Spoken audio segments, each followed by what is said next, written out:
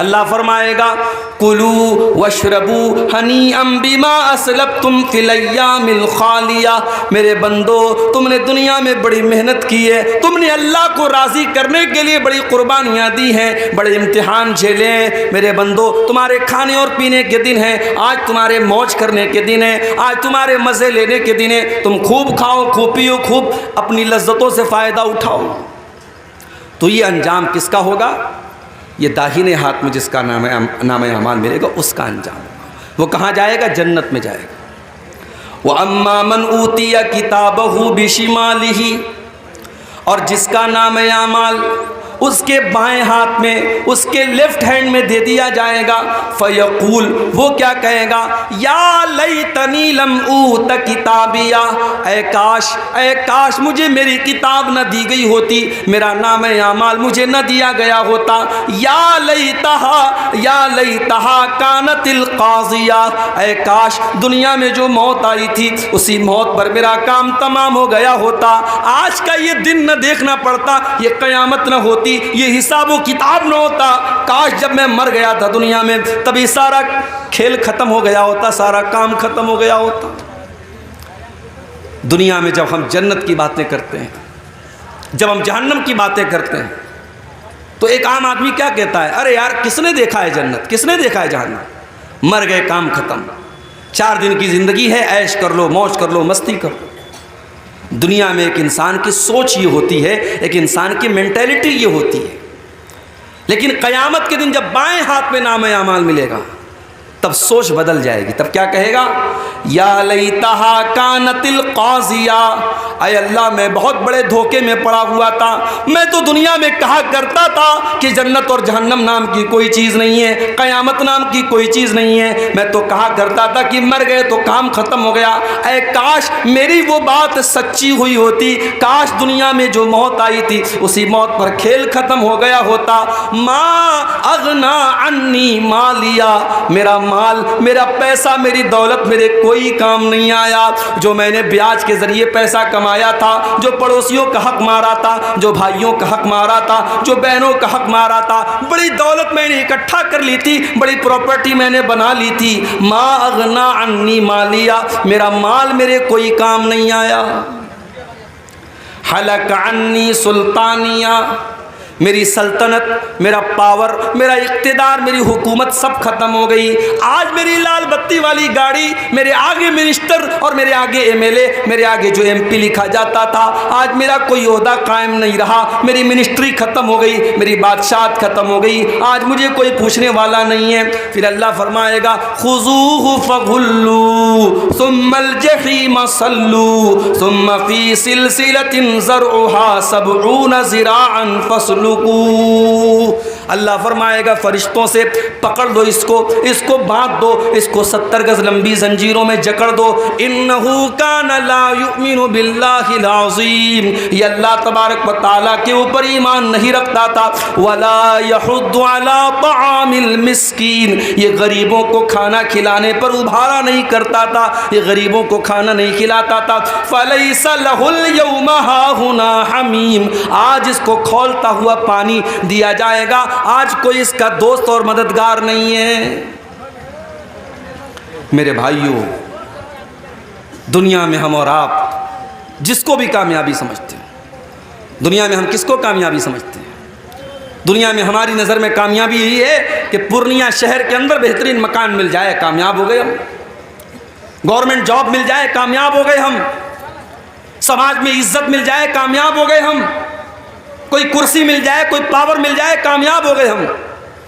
مگر حقیقت میں اگر آپ قرآن کا مطالعہ کریں گے اور اللہ سے آپ سوال کریں گے کہ اے اللہ تیری نظر میں کامیابی کیا ہے، تو اللہ کا جواب آئے گا فَمَنْ زُحْزِحَ عَنِ النَّارِ وَأُدْخِلَ الْجَنَّةَ فَقَدْ فَازَ، جس کو جہنم سے بچا لیا گیا، جس کو جنت میں ڈال دیا گیا، وہی کامیاب ہے۔ وَمَا الْحَيَاةُ الدُّنْيَا إِلَّا مَتَاعُ الْغُرُورِ، اور جس دنیا کے چکر میں پڑ کر کے تم اپنے اللہ کو بھول کے بیٹھے ہو، اس دنیا کی اوقات نہیں ہے، اس دنیا کی حیثیت نہیں ہے کہ وہ دنیا تمہارے کام آئے۔ وَمَا الْحَيَاةُ الدُّنْيَا إِلَّا مَتَاعُ الْغُرُورِ، وہ دنیا تو دھوکے کا سامان ہے، بہت بڑی دھوکے باز ہے۔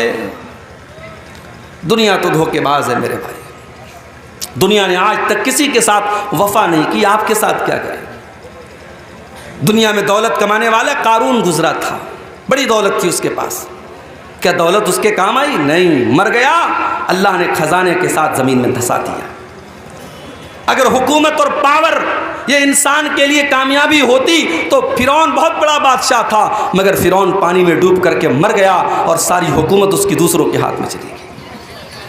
اگر دنیا میں جسمانی طاقت اور اپنی باڈی اور اپنے جسم کے اوپر غرور کرنے والوں کو یہ لگتا ہے کہ میں بہت بڑا باڈی بلڈر ہوں، میں بڑا مضبوط جسم کا مالک ہوں اور 100 کلو میرا وزن ہے اور اس لیے میں کامیاب ہوں، تو سن لو، قوم عاد ایک قوم گزری تھی، قوم سمود ایک قوم گزری تھی، وہ بھی بڑے باڈی بلڈر تھے، وہ بھی بڑے طاقتور تھے، بڑے لمبے لمبے تھے، وہ پہاڑوں کو کاٹ کاٹ کر کے مکان بناتے تھے. اللہ نے زمین میں پٹک پٹک کے مار دیا، ایسی ہوا چلائی اللہ نے، ان کی لاشیں زمین پر بچھ گئیں، ان کے سر الگ ہو گئے، ان کے دھڑ الگ ہو گئے اور کھجور کے سڑے ہوئے تنے کی طرح ان کی ڈیڈ باڈی زمین پر پڑی رہ گئی. میرے پیارے ساتھیوں، نہ جسم اور نہ مال، نہ دولت، نہ شہرت، یہ تمام چیزیں کامیابی کی ضمانت نہیں ہیں. کامیابی کیا ہے؟ جس کے بارے میں اللہ فیصلہ کر دے کہ اسے جہنم سے بچا لیا گیا اور اسے جنت میں داخل کر دیا گیا، کامیاب وہی انسان ہے میرے بھائی.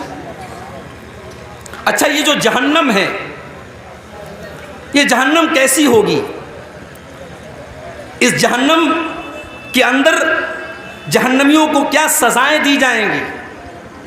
یہ پورا ایک ٹاپک ہے، پورا ایک عنوان ہے، اس پر ہم تھوڑی سی روشنی آج ڈالیں گے کہ جہنم کیا ہے.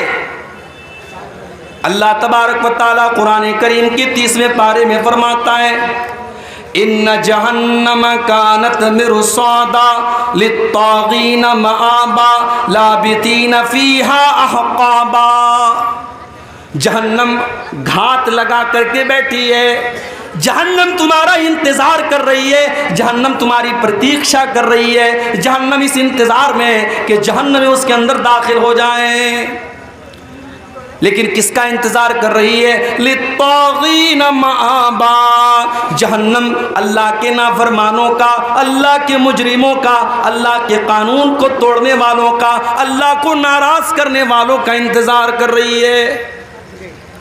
اور جہنم میں جو چلا گیا وہ یہ نہیں کہ بس گیا اور نکل جائے گا، نہیں، لابثین فیہا احقابا. بڑے لمبے ٹائم تک، بڑے لمبے پیریڈ تک جہنم میں رہے گا. اگر ایمان والا ہے، اگر مومن ہے، اپنے گناہوں کی سزا جھیلنے کے بعد نکلے گا. کب نکلے گا یہ اللہ ہی جانتا ہے. اور اگر کافر ہے، اگر مشرک ہے، اگر منافق ہے، وہ تو ہمیشہ ہمیشہ جہنم کے اندر رہے گا. لابثین فیہا احقابا. جہنمی جہنم کے اندر بہت لمبے پیریڈ تک رہیں گے. دنیا میں گرمی لگی، ہم نے پنکھا لگا لیا، اور دولت آ گئی، ہم نے کولر لگا لیا، اور پیسے آ گئے، ہم نے اے سی لگوا لیا. لائٹ ہمارے گاؤں میں کٹ گئی، ہم نے انورٹر لگا لیا، ہم نے جنریٹر لگا لیا. لیکن میرے پیارے ساتھیوں، جہنم میں آپ کو گرمی لگے گی، وہاں کوئی پنکھا نہ چلے گا. جہنم میں پیاس لگے گی، وہاں کوئی ٹھنڈا پانی نہ ملے گا. لا یذوقون فیہا بردا ولا سلا ولا شرابا. جہنم کے اندر نہ تو ان کو پانی دیا جائے گا، نہ ان کو ٹھنڈک دی جائے گی. جہنم میں صرف گرمی ہی گرمی ہوگی. اور کھانے کو کیا ملے گا؟ الا حمیما وغساقا. ان کو کھولتا ہوا گرم پانی اور پیپ اور مواد پلایا جائے گا. الا حمیما وغساقا جزاء وفاقا. یہ اللہ کے نافرمانوں کا پورا پورا بدلہ ہے جو جہنم میں دیا جائے گا. آپ لوگ جلسہ کرتے ہیں تو جلسے کا ایک آج کل فیشن چلا ہے، گیٹ بنواتے ہیں. ابھی سیمانچل میں تو غنیمت ہے، مالدہ وغیرہ میں، بنگال میں، ہمارے بنگالی وقتہ لوگ جاتے رہتے ہیں، میں تو کم جاتا ہوں بنگال میں. وہاں دیکھتا ہوں بالکل روڈ پر ایک بہت بڑا گیٹ لگتا ہے، اور گیٹ پر اگر عبدالغفار صاحب کی تقریر ہے تو خوب بڑا سا فوٹو لگتا ہے. اچھا، مجھ سے لوگ فوٹو مانگتے ہیں جلسے والے کہ مولوی صاحب فوٹو دے دیجیے، ہم پوسٹر پہ ڈالیں گے، ہم گیٹ پر ڈالیں گے. میں منع کرتا ہوں، نہیں، فوٹو مت ڈالیے. لیکن آج کے دور میں کیا مشکل ہے، وہ یوٹیوب سے لے لیتے ہیں، وہ انٹرنیٹ سے لے لیتے ہیں، تو فوٹو ملنے میں تو کوئی مشکل کام نہیں ہے. تو بڑے بڑے گیٹ لگاتے ہیں. یہ گیٹ کیوں لگتا ہے؟ بھئی میاں بازار میں پروگرام ہے، باہر مین روڈ پر ہم نے گیٹ لگایا، اس بات کا سنکیت ہے، اس بات کی علامت ہے کہ ہاں یہاں پہ جلسہ ہو رہا ہے۔ جہنم کے اندر بھی گیٹ ہوگا۔ کتنا گیٹ ہوگا؟ آپ کے جلسے میں ایک گیٹ ہوتا ہے، 2 گیٹ ہوتا ہے، ایک لیڈیز کا گیٹ ہوتا ہے۔ جہنم کے اندر 7 گیٹ ہوں گے۔ لہا 7 ابواب، جہنم کے اندر 7 دروازے ہوں گے۔ لکل باب منہم جزء مقسوم، اور ہر گیٹ کے لوگوں کو بانٹ دیا جائے گا۔ سارے دروازوں سے کون لوگ داخل ہوں گے ان کا بٹوارا کر دیا جائے گا کہ اس دروازے سے شرابی جائے گا، اس دروازے سے زانی جائے گا، اس دروازے سے بے نمازی جائے گا، اس دروازے سے حرام خور جائے گا۔ 7 دروازے سے جو لوگ داخل ہوں گے، لکل باب منہم جزء مقسوم، ان کا بٹوارا پہلے سے ہو جائے گا۔ اچھا، جہنم میں جب جہنمی جائیں گے تو ایسا نہیں سنگل نہیں جائیں گے، وہ گروپ کی شکل میں جائیں گے۔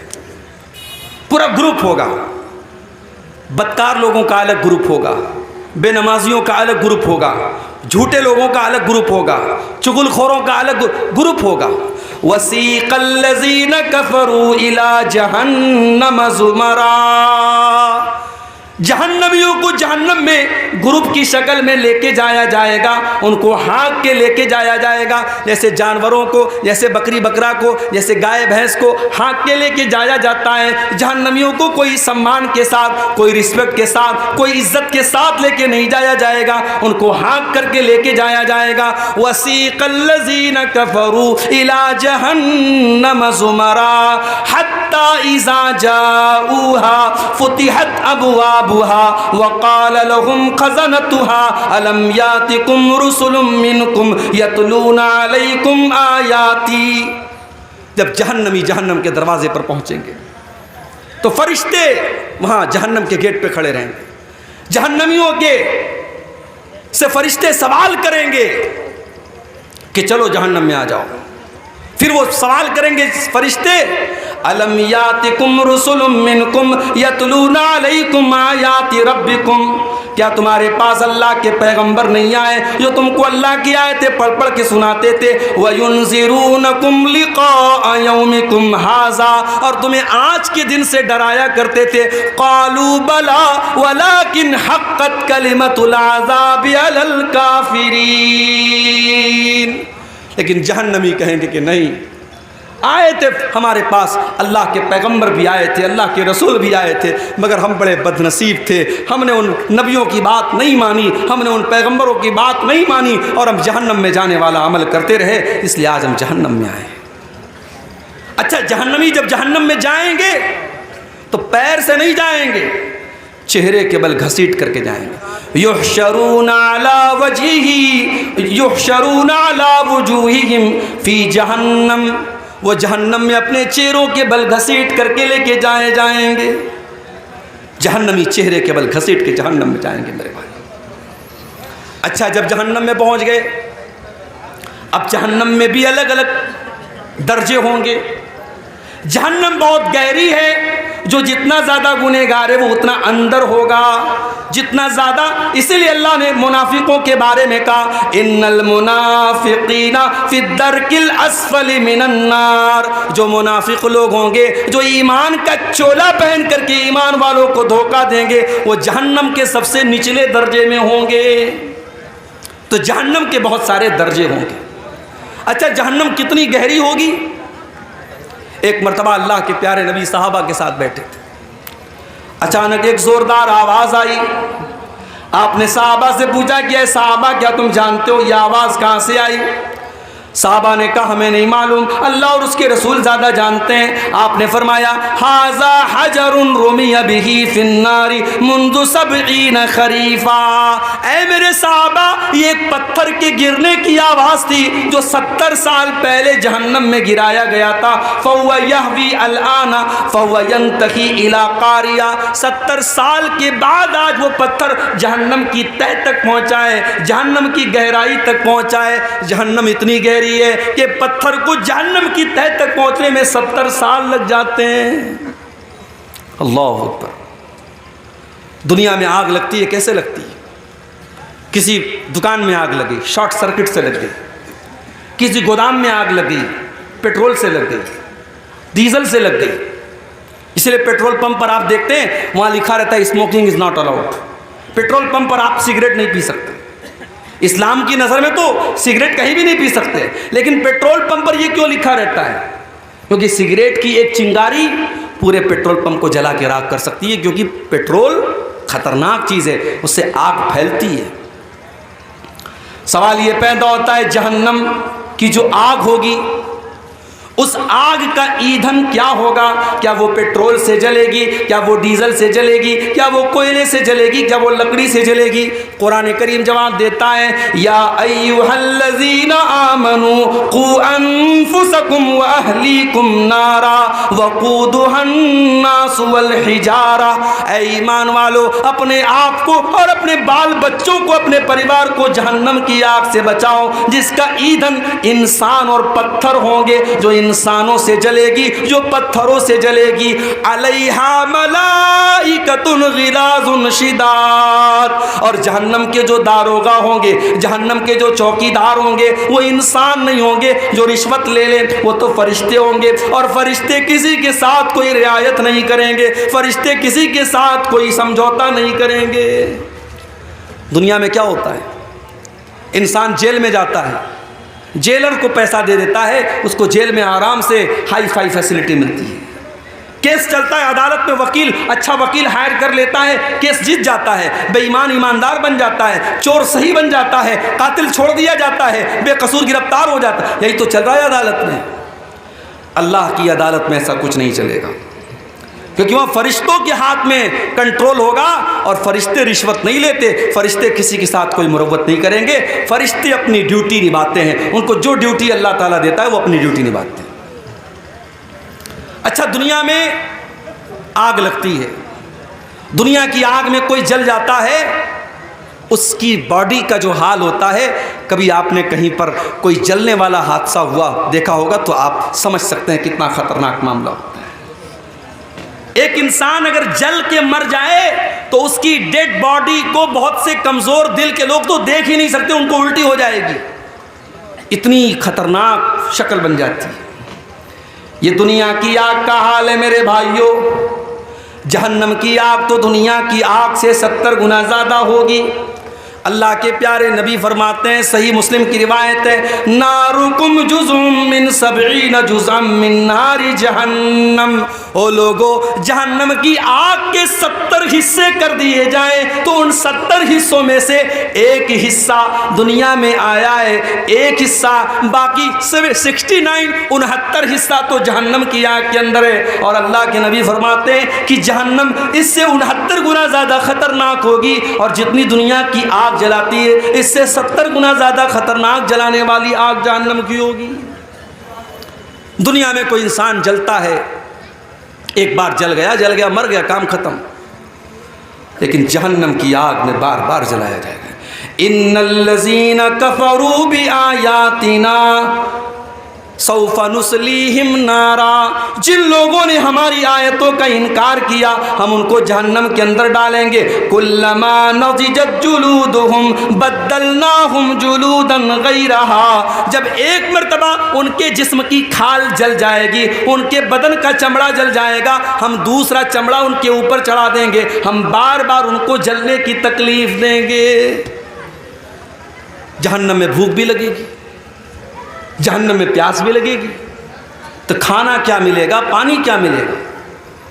لیس لہم طعام الا من ضریع. جہنمیوں کو کانٹے دار جھاڑی کھلائی جائے گی. لا یسمن ولا یغنی من جوع. وہ کانٹے دار جھاڑی جب اپنے حلق میں ڈالیں گے نہ تو اس سے پیٹ بھرے گا نہ بدن میں طاقت آئے گی، بس ان کو کھلانے کے طور پر وہ کانٹے دار زری نام کی جھاڑی کھلائی جائے گی.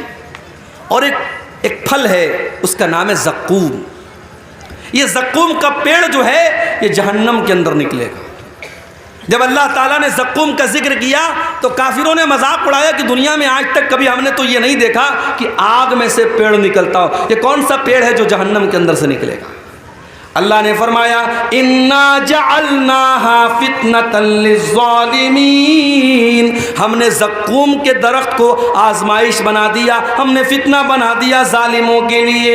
انہا شجرۃ تخرج فی اصل الجحیم، یہ زقوم کا درخت جہنم کی جڑ میں نکلے گا، طلعها کأنہ رؤوس الشیاطین، اور اس کا جو پھل ہوگا اتنا خطرناک دیکھنے میں ہوگا جیسے شیطان کا سر ہے، شیطان کے سر کی طرح دیکھنے میں خطرناک ہوگا۔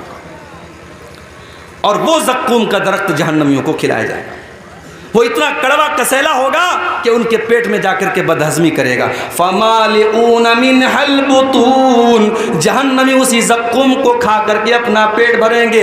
ثُمَّ إِنَّ لَهُمْ عَلَيْهَا لَشَوْبًا مِّنْ حَمِيمٍ، پھر ان کو کھولتا ہوا پانی بھی دیا جائے گا۔ ایک تو زقوم اپنے آپ میں خود ہی کڑوا ہوگا اور اس کے اوپر سے کھولتا ہوا پانی ان کو پلایا جائے گا۔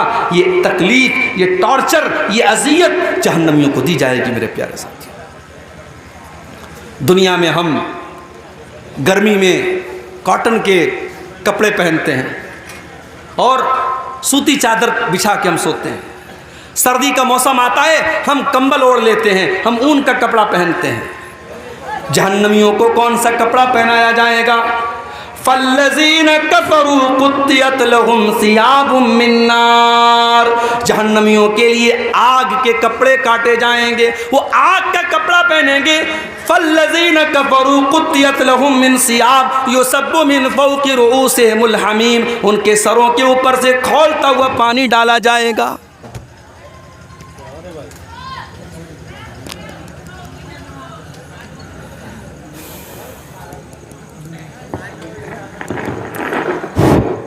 ان کے سروں کے اوپر سے کھولتا ہوا پانی ڈالا جائے گا۔ یسحر بہ ما فی بطونہم والجلود، جب کھولتا ہوا پانی ان کے سر پہ ڈالا جائے گا ان کی اندر کی اتڑیاں بھی اس سے جل جائیں گی، ان کی چمڑیاں بھی جل جائیں گی۔ یہ جہنم کا عذاب ہوگا میرے بھائی۔ اور جانتے ہو دنیا میں کہیں زخم ہو جاتا ہے نا تو زخم کے اندر پیپ بھر جاتا ہے، پیلا پیلا پیپ، ہمارے یا اس کو مواد بولتے، پتہ نہیں آپ کے بنگلہ میں کیا بولتے ہیں، پیپ اور مواد اس کو کہا جاتا ہے۔ جہنمیوں کو وہ پیپ اور مواد پلایا جائے گا۔ یسقا من ماء صدید، جہنمیوں کو پیپ اور مواد پلایا جائے گا۔ یتجرعہ ولا یکاد یسیغہ، وہ اتنا خطرناک ہوگا، وہ اتنا گندا ہوگا، وہ اتنا گھناؤنا ہوگا کہ جہنمی بیچارہ پیاس سے پریشان ہوگا، لیکن وہ اس پیپ اور مواد کو بڑی مشکل سے اپنی حالت کے نیچے اتارے گا۔ وَيَأْتِيهِ الْمَوْتُ مِنْ كُلِّ مَكَانٍ وَمَا هُوَ بِمَيِّتٍ، وہ بیچارہ ہر طرف سے موت اس کے پاس آئے گی مگر پھر بھی وہ مرے گا نہیں۔ جہنمیوں کو موت نہیں آئے گی، جہنمیوں کو موت نہیں آئے گی۔ کیوں؟ کیونکہ جب جنتی جنت میں چلے جائیں گے اور جہنمی جہنم میں چلے جائیں گے تو اللہ تبارک و تعالیٰ موت کو ایک دمبے کی شکل میں، ایک میڈھا کی شکل میں لائے گا اور موت کے گلے پر چھری چلا دی جائے گی، موت کو ذبح کر دیا جائے گا، موت کو قربان کر دیا جائے گا اور اعلان کر دیا جائے گا اے جنتیوں اب ہمیشہ جنت میں رہنا ہے، اور اے جہنمیوں ہمیشہ جہنم میں رہنا ہے، اب موت آنے والی نہیں ہے، موت کا معاملہ ختم ہو گیا۔ جہنمی بیچارے پریشان ہو کر کے جہنم کے داروغہ سے ریکویسٹ کریں گے، وَنَادَا أَصْحَابُ النَّارِ أَصْحَابَ الْجَنَّةِ وَنَادَوْا يَا مَالِكُ لِيَقْضِيَ عَلَيْنَا رَبُّكَ قَالَ إِنَّكُمْ مَاكِثُونَ، جہنمی کہیں گے اے جہنم کے داروغہ، اے مالک، جہنم کے داروغہ کا نام کیا ہوگا؟ مالک۔ جنت کے داروغہ کا نام رضوان اور جہنم کے داروغہ کا نام مالک۔ تو کہیں گے اے مالک، اے جہنم کے داروغہ، اپنے رب سے کہہ دو ہمیں ایک بار مار دے، ہمیں ایک بار موت دے دے، یہ تل تل نہ مارے، یہ بار بار نہ مارے، یہ قسطوں میں نہ مارے، ایک بار ہمیں مار کے کام ختم کر دے۔ جہنم کا داروغہ کہے گا قال انکم ماکثون، اے جہنمیوں تمہیں ہمیشہ ہمیشہ اسی جہنم میں رہنا ہے، تمہیں موت آنے والی نہیں ہے۔ اللہ اکبر، کتنے پتھر دل ہو گئے ہم لوگ، اس جہنم کے بارے میں ہم سنتے ہیں، پڑھتے ہیں، ہم دعا بھی کرتے ہیں اللہ سے ربنا آتنا فی الدنیا حسنہ وفی الآخرۃ حسنہ وقنا عذاب النار، اے اللہ جہنم کے عذاب سے بچا لے، ہم دعا بھی کرتے ہیں مگر اس جہنم سے بچنے کی کوشش نہیں کرتے۔ کتنے کام ہم ایسے کرتے جو جہنم میں لے کے جانے والے ہیں، اور ابھی میں بیان کروں گا وہ کون سے کام ہیں، چند اہم کام بیان کروں گا جو جہنم میں لے کے جاتے ہیں۔ میرے بھائیوں، ہم جہنم کے بارے میں سنتے ہیں، بیانات سنتے ہیں، تقریریں سنتے ہیں، جمعہ کے خطبے میں ہم اللہ کے پیارے نبی کی حدیثیں سنتے ہیں، مگر ہمارا دل کانپتا نہیں ہے، ہمارے رونگٹے کھڑے نہیں ہوتے ہیں، ہمارے دلوں میں ڈر پیدا نہیں ہوتا ہے۔ کیوں؟ ثم قست قلوبکم من بعد ذالک فہی کالحجارۃ او اشد قسوا۔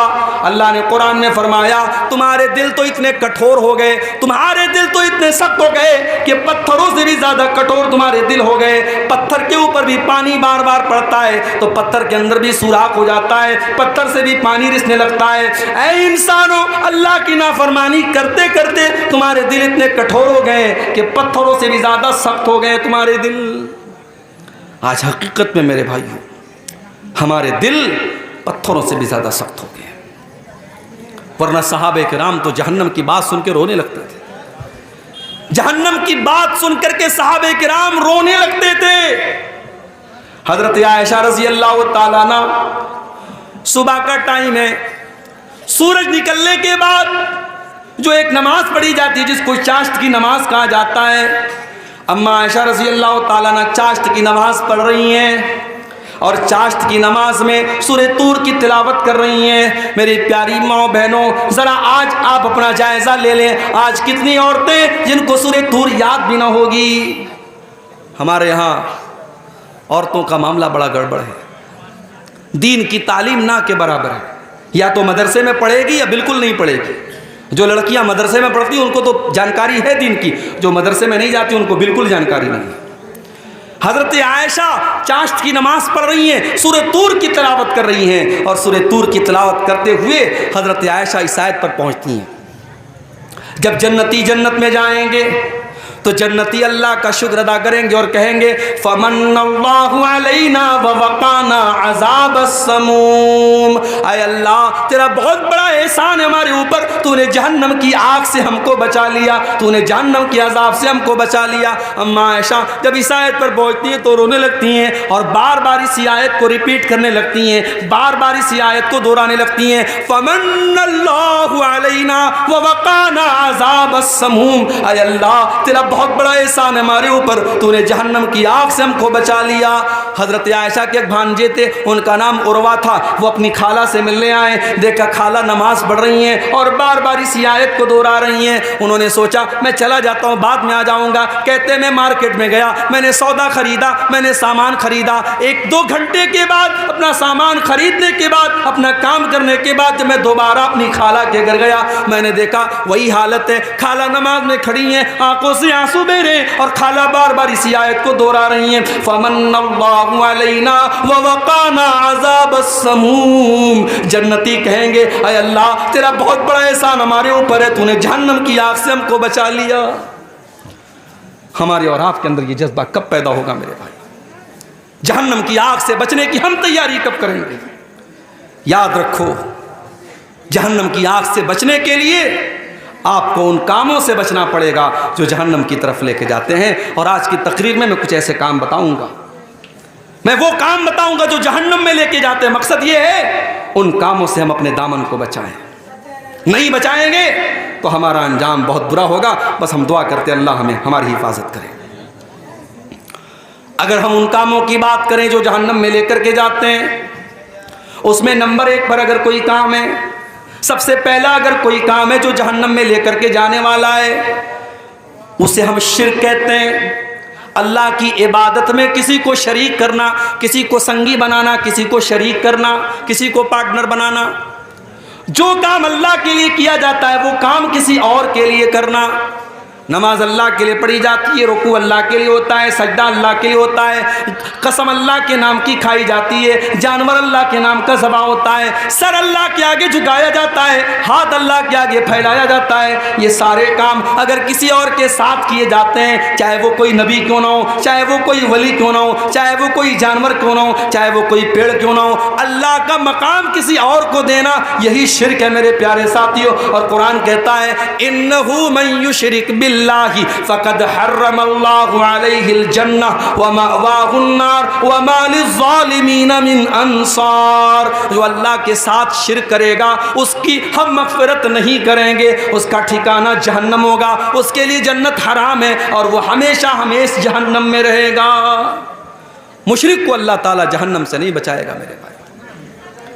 دوسرے گناہوں کو اللہ تعالیٰ ان کی سزا دے کر کے یا معاف کر کے جنت میں داخل کر دے گا، مگر مشرک جو شرک پر مرا ہے اس کو اللہ تعالیٰ جہنم سے کبھی نہیں نکالے گا. پورے قرآن میں اللہ نے کسی اور گناہ کے بارے میں اتنی سخت بات نہیں کی جتنی اللہ نے شرک کے بارے میں بات کہی. ان اللہ لا یغفر ان یشرک بہ ویغفر ما دون ذلک لمن یشاء.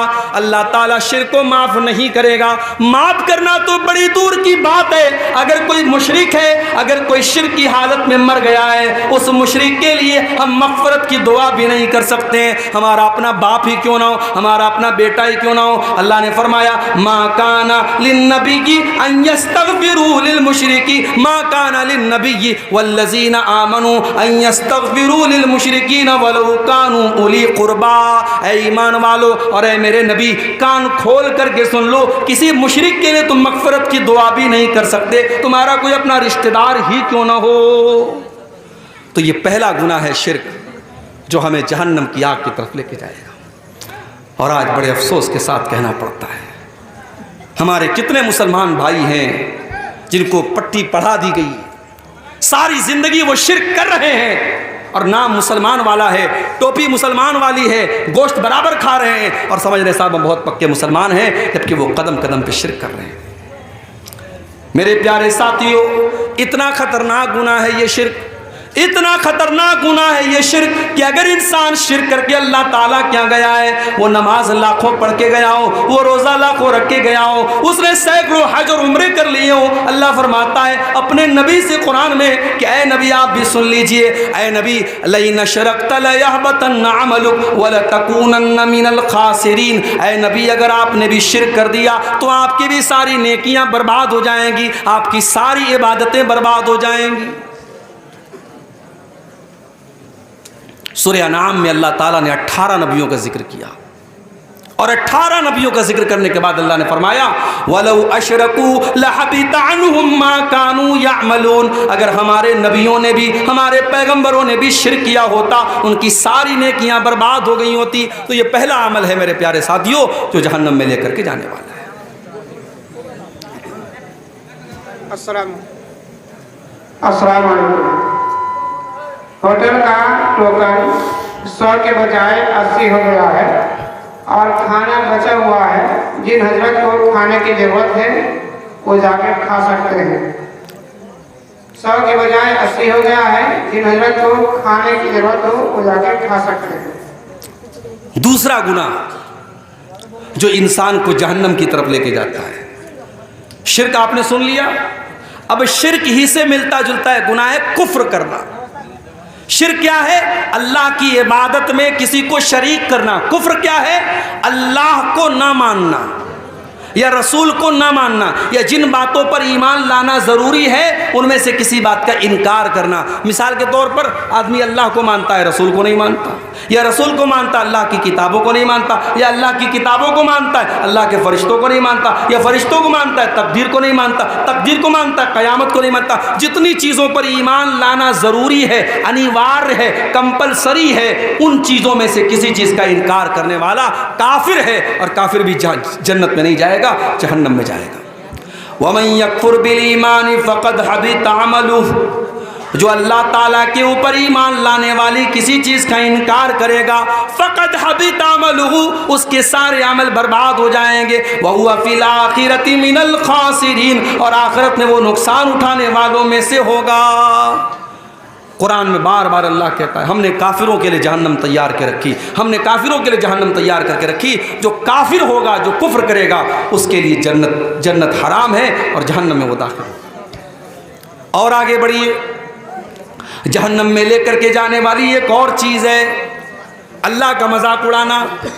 اللہ کے رسول کا مذاق اڑانا، فرشتوں کا مذاق اڑانا، قرآن کا مذاق اڑانا، شریعت کا مذاق اڑانا، اگر آپ نے شریعت کی کسی چیز کا مذاق اڑایا تو یہ چیز بھی آپ کو اللہ کی جنت سے دور کر دے گی۔ اللہ نے قرآن میں فرمایا قُلْ أَبِاللَّهِ وَآيَاتِهِ وَرَسُولِهِ كُنْتُمْ تَسْتَهْزِئُونَ، اے نبی آپ کہہ دیجئے منافقوں سے، کافروں سے، کیا تم اللہ کا مذاق اڑاتے ہو؟ کیا تم اللہ کی آیتوں کا مذاق اڑاتے ہو؟ کیا تم اللہ کے رسول کا مذاق اڑاتے ہو؟ لا تعتذروا قد کفرتم بعد ایمانکم، اے کافرو تم جتنا بھی بہانہ کر لو، اے منافقو تم جتنا بھی بہانہ کر لو، جب تم نے اللہ کا مذاق اڑا لیا، جب تم نے رسول کا مذاق اڑا لیا، جب تم نے اللہ کے فرشتوں کا مذاق اڑا لیا تو تم کافر ہو گئے، تم برباد ہو گئے۔ اس لیے اللہ اور اس کے رسول کا مذاق اڑانے والا کافر ہو جاتا ہے میرے بھائی۔ تو جب مذاق اڑانے والا کافر ہو جاتا ہے تو جو نبی کو گالی دیتا ہے، جو نبی کو برا بھلا کہتا ہے، جو نبی پر تانے مارتا ہے، اب ذرا سوچو اس کا انجام کیا ہوگا۔ اللہ کے نبی کے دور میں ایک آدمی اسلام قبول کرتا ہے، مسلمان ہوتا ہے، پڑھا لکھا تھا۔ اللہ کے نبی نے اسے ڈیوٹی سونپی کہ قرآن جب اترے تو اس قرآن کو لکھنے والے صحابہ میں آپ نے اس انسان کو بھی شامل کر دیا کہ جب قرآن اترے تو تم لکھ لیا کرو۔ بخاری کے الفاظ ہیں، کچھ دنوں تک وہ اللہ کے نبی کے ساتھ رہا اور اللہ کے نبی کے ساتھ کچھ قرآن کی آیتوں کو اس نے لکھا بھی، اور اس کے بعد وہ مرتد ہو گیا، وہ کافر ہو گیا، وہ اسلام کو چھوڑ کے چلا گیا، دوبارہ عیسائی بن گیا۔ جب وہ عیسائی بن گیا اس نے جا کر کے لوگوں میں یہ پروپیگنڈا شروع کر دیا، یہ پھیلانا شروع کر دیا، ارے محمد کو تو کچھ نہیں آتا، جو میں نے لکھ کر کے دیا ہے بس اتنا ہی آتا ہے، اس سے زیادہ تو محمد کو کچھ بھی نہیں آتا ہے۔ اللہ کے نبی پر جھوٹی تہمت لگا رہا ہے، جھوٹا بہتان لگا رہا ہے، الزام لگا رہا ہے۔ اللہ کے نبی خاموش رہے، کوئی جواب نہیں دیا۔ اللہ کے اوپر آپ نے چھوڑ دیا کہ اللہ تیرے نبی کا مذاق اڑا رہا ہے، اب تو فیصلہ کر دے۔ کچھ دنوں کے بعد اس کی موت ہو گئی، وہ آدمی مر گیا۔ مرنے کے بعد اس کی قوم کے لوگوں نے اس کو قبرستان میں لے جا کر کے دفن کیا۔ رات کو دفن کیا، اگلے دن کیا دیکھتے ہیں، اس کی لاش قبر کے باہر پڑی ہوئی ہے۔ اس کے ساتھیوں نے کہا لگتا ہے محمد صلی اللہ علیہ وسلم اور ان کے ساتھیوں نے بدلہ لیا ہے، اسے دشمنی لی ہے اور اس کو قبر سے باہر نکالا ہے۔ انہوں نے اور گہری قبر کھودی اور گہرا گڈھا کھودا اور اس میں اس کو دفن کر دیا۔ اگلے دن پھر جا کے دیکھا تو لاش باہر رکھی ہوئی ہے۔ 3 دن تک لگاتار گڈھا کھودتے رہے، اس انسان کی لاش کو زمین میں دفن کرتے رہے، لیکن زمین نے اس کی لاش کو قبول نہ کیا۔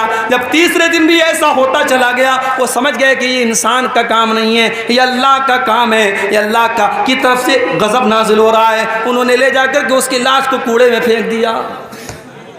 میرے بھائیوں، آج بھی اگر کوئی نبی کا مذاق اڑاتا ہے، کوئی اللہ کا مذاق اڑاتا ہے، اس کا انجام بہت برا ہونے والا ہے۔ یہ بات یاد رکھو، 1400 سال سے لے کر کے آج تک کی تاریخ گواہ ہے، نبی اکرم کا مذاق اڑانے والا اور اسلام کا مذاق اڑانے والا آخرت میں تو جو ہوگا ہوگا، دنیا میں بھی وہ برباد ہونے والا ہے میرے پیارے ساتھی۔ اور آگے بڑھیے، ایک اور چیز ہمیں جہنم میں لے کر کے جانے والی ہے۔ یا ایھا الذین آمنوا لا تاکلوا الربا اضعافا مضاعفا، اے ایمان والو تم سود نہ کھانا، تم بیاج نہ کھانا، واتقوا اللہ لعلکم تفلحون، اللہ سے ڈرو تبھی تم کامیاب ہو سکتے ہو، تم سود کھا کر کے کامیاب نہیں ہو سکتے۔ سود کھانے والا، بیاج کھانے والا، یہ بھی جہنم کو اپنے اوپر لازم کر رہا ہے۔ اللہ کے نبی نے صرف سود کھانے والے پر لعنت نہیں کی، آپ نے فرمایا لعن اللہ آکل الربا وموکلہ وکاتبہ وشاہدیہ، اللہ تعالیٰ کی لعنت ہو سود کھانے والے پر، سود کھلانے والے پر، سود لکھنے والے پر، سود کی گواہی دینے والے پر، اور آپ نے فرمایا سب برابر ہیں۔ اسی لیے علماء کہتے ہیں کہ بینک میں کوئی جاب کرنا صحیح نہیں ہے، کیونکہ بینک کا پورا کام سود پر ہوتا ہے۔ بینک میں آپ کوئی بھی کام کریں گے وہ سود میں سپورٹ ہوگا، وہ بیاج میں سپورٹ ہوگا۔ آج بینک میں جاب کرنا تو چھوڑ دیجئے، مسلمان دھڑلے سے سود کھا رہا ہے، سود پر مسلمان اپنے مسلمان بھائی کو قرضہ دے رہا ہے اور بیاج کی رقم دھڑلے سے کھا رہا ہے۔ میرے پیارے ساتھیوں، یہ سود کھانا، اکل الربا، یہ بیاج کھانا، یہ اللہ کے نبی فرماتے ہیں کہ ہلاک کر دینے والے گناہوں میں سے، جہنم میں لے کر کے جانے والے گناہوں میں سے ہے، اور اتنا بڑا گناہ ہے سود کھانا۔ اللہ کے نبی فرماتے ہیں سود کے 70 سے بھی زیادہ درجے ہیں، جن میں سب سے ہلکا درجہ یہ ہے ان یزنی الرجل بامہ، انسان اپنی سگی ماں کے ساتھ زنا کرے۔ جتنا بڑا پاپ یہ ہے، اس سے بھی کہیں بڑا پاپ یہ ہے کہ انسان سود کھائے۔ اللہ ہم سب کی حفاظت کرے۔ آج سود الگ الگ شکلوں میں ہمارے اور آپ کے گھروں میں داخل ہو رہا ہے میرے پیارے ساتھیوں۔ اب یہاں ایک سوال لوگ پوچھتے ہیں کہ بینک میں ہم جو سیونگ اکاؤنٹ کھولتے ہیں، آج کے دور میں جو ہمارے ملک کے حالات ہیں، ہم بغیر بینک کے اکاؤنٹ کے کوئی کام نہیں کر سکتے، ہر چیز میں بینک میں اکاؤنٹ کی ضرورت پڑتی ہے، اور سیونگ اکاؤنٹ میں بینک میں انٹرسٹ آتا ہے، تو اس انٹرسٹ کا ہم کیا کریں، اس بیاج کا ہم کیا کریں؟ اس کا صحیح جواب یہ ہے جو جواب علماء نے دلائل کی روشنی میں دیا ہے کہ اگر بینک میں آپ کو انٹرسٹ مل رہا ہے، بیاج مل رہا ہے، اس پیسے کو آپ اپنے اوپر استعمال نہیں کریں گے، اس پیسے کو آپ اپنے اوپر استعمال نہیں کریں گے۔ جن علماء نے کہا اس سے راستہ بنا دیا جائے، اسے لیٹرین بنا لی جائے، وہ بالکل صحیح بات نہیں ہے۔ راستہ ہماری ضرورت کی چیز ہے، لیٹرین ہماری ضرورت کی چیز ہے۔ ہم بیاج کے پیسے سے نہ راستہ بنا سکتے ہیں نہ لیٹرین بنا سکتے ہیں۔ اب اس پیسے کو ہم کیا کریں گے؟ کچھ علماء نے کہا اس کو بینک میں چھوڑ دو، وہ ہمارا پیسہ ہے ہی نہیں۔ ہم نے اگر اپنے اکاؤنٹ میں 1000 روپیہ جمع کیا اور 1000 پر اگر 50 روپیہ بیاج مل رہا ہے، وہ 50 ہمارا ہے ہی نہیں، تو ہم اس کے چکر میں کیوں پڑے؟ جو ہماری مول دھن ہے، جو اصل رقم ہے 1000 روپیہ، وہ ہم لے لیں اور 50 کو چھوڑ دیں۔ لیکن دوسرے علماء نے کہا نہیں، اگر ہم وہ پیسہ اپنے اکاؤنٹ میں چھوڑ دیں گے تو بینک ہمارے پیسے کو اور استعمال کرے گا، اس سے وہ اور انٹرسٹ کمائے گا، اس لیے اس پیسے کو بینک والے کو چھوڑنا مناسب نہیں ہے۔ ہم اس پیسے کو نکالیں گے، اس کا کیلکولیشن کریں گے، اس کا حساب کریں گے، اور اس پیسے کو ہم کسی غریب آدمی کو، کسی ضرورت مند آدمی کو، کسی بیمار کو ہم علاج کے لیے دے دیں گے، کسی ضرورت مند کی ضرورت کے لیے دے دیں گے، اس مقصد کے ساتھ کہ وہ پیسہ استعمال ہو جائے، اور وہ پیسہ ہم اپنے ذاتی استعمال میں نہیں لائیں گے اور نہ اس پر کسی ثواب کی امید رکھیں گے، چونکہ مجبوری ہے، پیسے کو ضائع بھی نہیں کیا جا سکتا، پیسے کو برباد بھی نہیں کیا جا سکتا، تو اس سود کے پیسے کو نکال کر کے ہم کسی غریب وغیرہ کو دے دیں گے۔ اب چاہے وہ غریب مسلمان ہو، غیر مسلم ہو، ہم کسی کو بھی دے سکتے ہیں۔ اب اگر کوئی پوچھتا ہے کہ وہ تو حرام پیسہ ہے، ہم کسی مسلمان غریب کو کیوں دے سکتے ہیں؟ جب آپ نے دے دیا تو اب وہ اس کے لیے حرام نہیں ہے، وہ آپ کے لیے حرام تھا، آپ کو بیاج کے طور پہ مل رہا تھا، آپ نے اس کو مدد کے طور پہ دیا ہے، اس کے لیے بیاج نہیں ہے۔ اس کو ایسے سمجھو جیسے کسی غریب کو آپ نے زکوٰۃ کا پیسہ دیا، اب وہ اس کے لیے زکوٰۃ ہے، مگر اسی زکوٰۃ کے پیسے سے اگر غریب کسی دوسرے مسلمان کو دعوت کھلاتا ہے تو اس دوسرے مسلمان کے لیے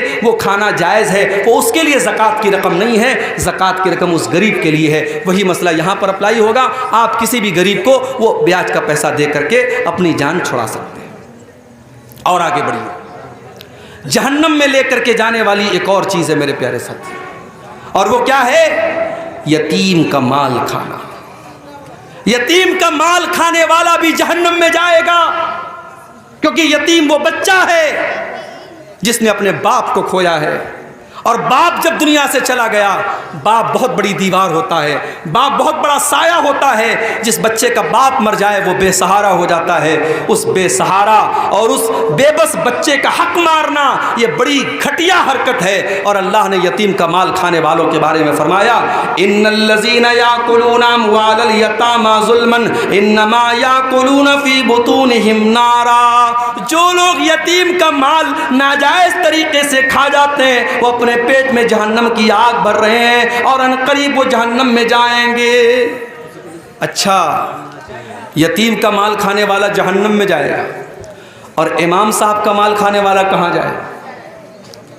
5 ٹائم کی نماز پڑھانے والا مولوی جو دنیا کی سب سے خطرناک ڈیوٹی نبھا رہا ہے۔ دنیا میں سارا محلہ، سارا گاؤں سویا رہے، مسجد کا امام اگر کسی دن سویا رہ جائے اور فجر میں ٹائم سے نہ پہنچ پائے تو پورا محلہ گریبان پکڑ کے حساب لیتا، مولوی صاحب فجر میں آپ نہیں اٹھے، فجر میں آپ نہیں اٹھے، اور اس کو تنخواہ کتنی دیتے ہو؟ ابھی لیٹسٹ واقعہ ہوا ہے ہمارے اتر پردیش میں، کانپور میں ایک جگہ ہے، اس جگہ کا نام ہے پھپھوند، سنا ہوگا آپ نے، سوشل میڈیا پہ دیکھا ہوگا۔ مولوی صاحب بیچارے نوجوان آدمی، 5000 روپیہ سیلری ان کو مل رہی تھی، पंखे से लटक करके उन्होंने जान दे दी, सुसाइड कर लिया। इमाम साहब का कमरा खोला गया तो इमाम साहब की लाश मिलती है। ये कौम सिर्फ यतीमों का माल नहीं खा रही है, ये कौम अपने इमामों और अपने मस्जिदों के इमामों और हाफिजों का भी खून चूस रही है। मेरे प्यारे साथियों, इस कौम के पास शादी में उड़ाने के लिए लाखों हैं, हराम रास्तों पे खर्च करने के लिए करोड़ों हैं, और मस्जिदों में ढंग के इमाम रखने के लिए इसके पास तनख्वाह के पैसे नहीं हैं। जब इमाम साहब नमाज पढ़ाते हैं तो ये कौम कहती है इमाम साहब थोड़ा और अच्छे और अच्छी क़िरात कीजिए। इमाम तलाश करती है तो सोचती है कि इमाम अब्दुर्रहमान अस्सुदैस का और इमाम सऊद शुरैम की आवाज़ वाला हमको इमाम मिल जाए, और तनख्वाह क्या देगी? 5,000 रुपया। मेरे प्यारे साथियों, अगर यतीम का माल खाने वाला जहन्नम की आग में जाएगा तो अपने कौम के मौलवियों और इमामों और टीचरों का खून चूसने वाले अभी कितने टीचर हैं मदरसों में, उन बेचारों की तनख्वाह 4,000 5,000 रुपया है, और वो 5,000 रुपया तनख्वाह भी उनको मदरसे का मैनेजमेंट कहता है, मदरसे के नाजिम कहते हैं, मदरसे की कमेटी कहती है कि मौलवी साहब आपके पैसे के बराबर हमारे पास बजट में पैसा नहीं है, आप जाइए चंदा करके लाइए, उसी में से आप अपनी तनख्वाह ले लीजिए। यानी मौलवी बेचारा मदरसे में पढ़ाए भी और उसके बाद सैलरी जब मिलने का टाइम आए तो वो चंदा करके अपनी सैलरी लाए। मेरे प्यारे साथियों, डूब मरे हम, शर्म से डूब मरे, चुल्लू भर पानी में डूब मरे। मेरे नबी ने कहा था मजदूर को उसका पसीना सूखने के पहले उसकी मजदूरी दे दो। या मौलवी और टीचर और मुअल्लिम महीना भर पढ़ाता है, उसके बाद उसकी तनख्वाह का पैसा हमारे पास नहीं होता है। और आज हालात ये हैं, लॉकडाउन के बाद कितने मौलवियों ने मस्जिदों में पढ़ाना बंद कर दिया, मदरसों में पढ़ाना बंद कर दिया। क्यों?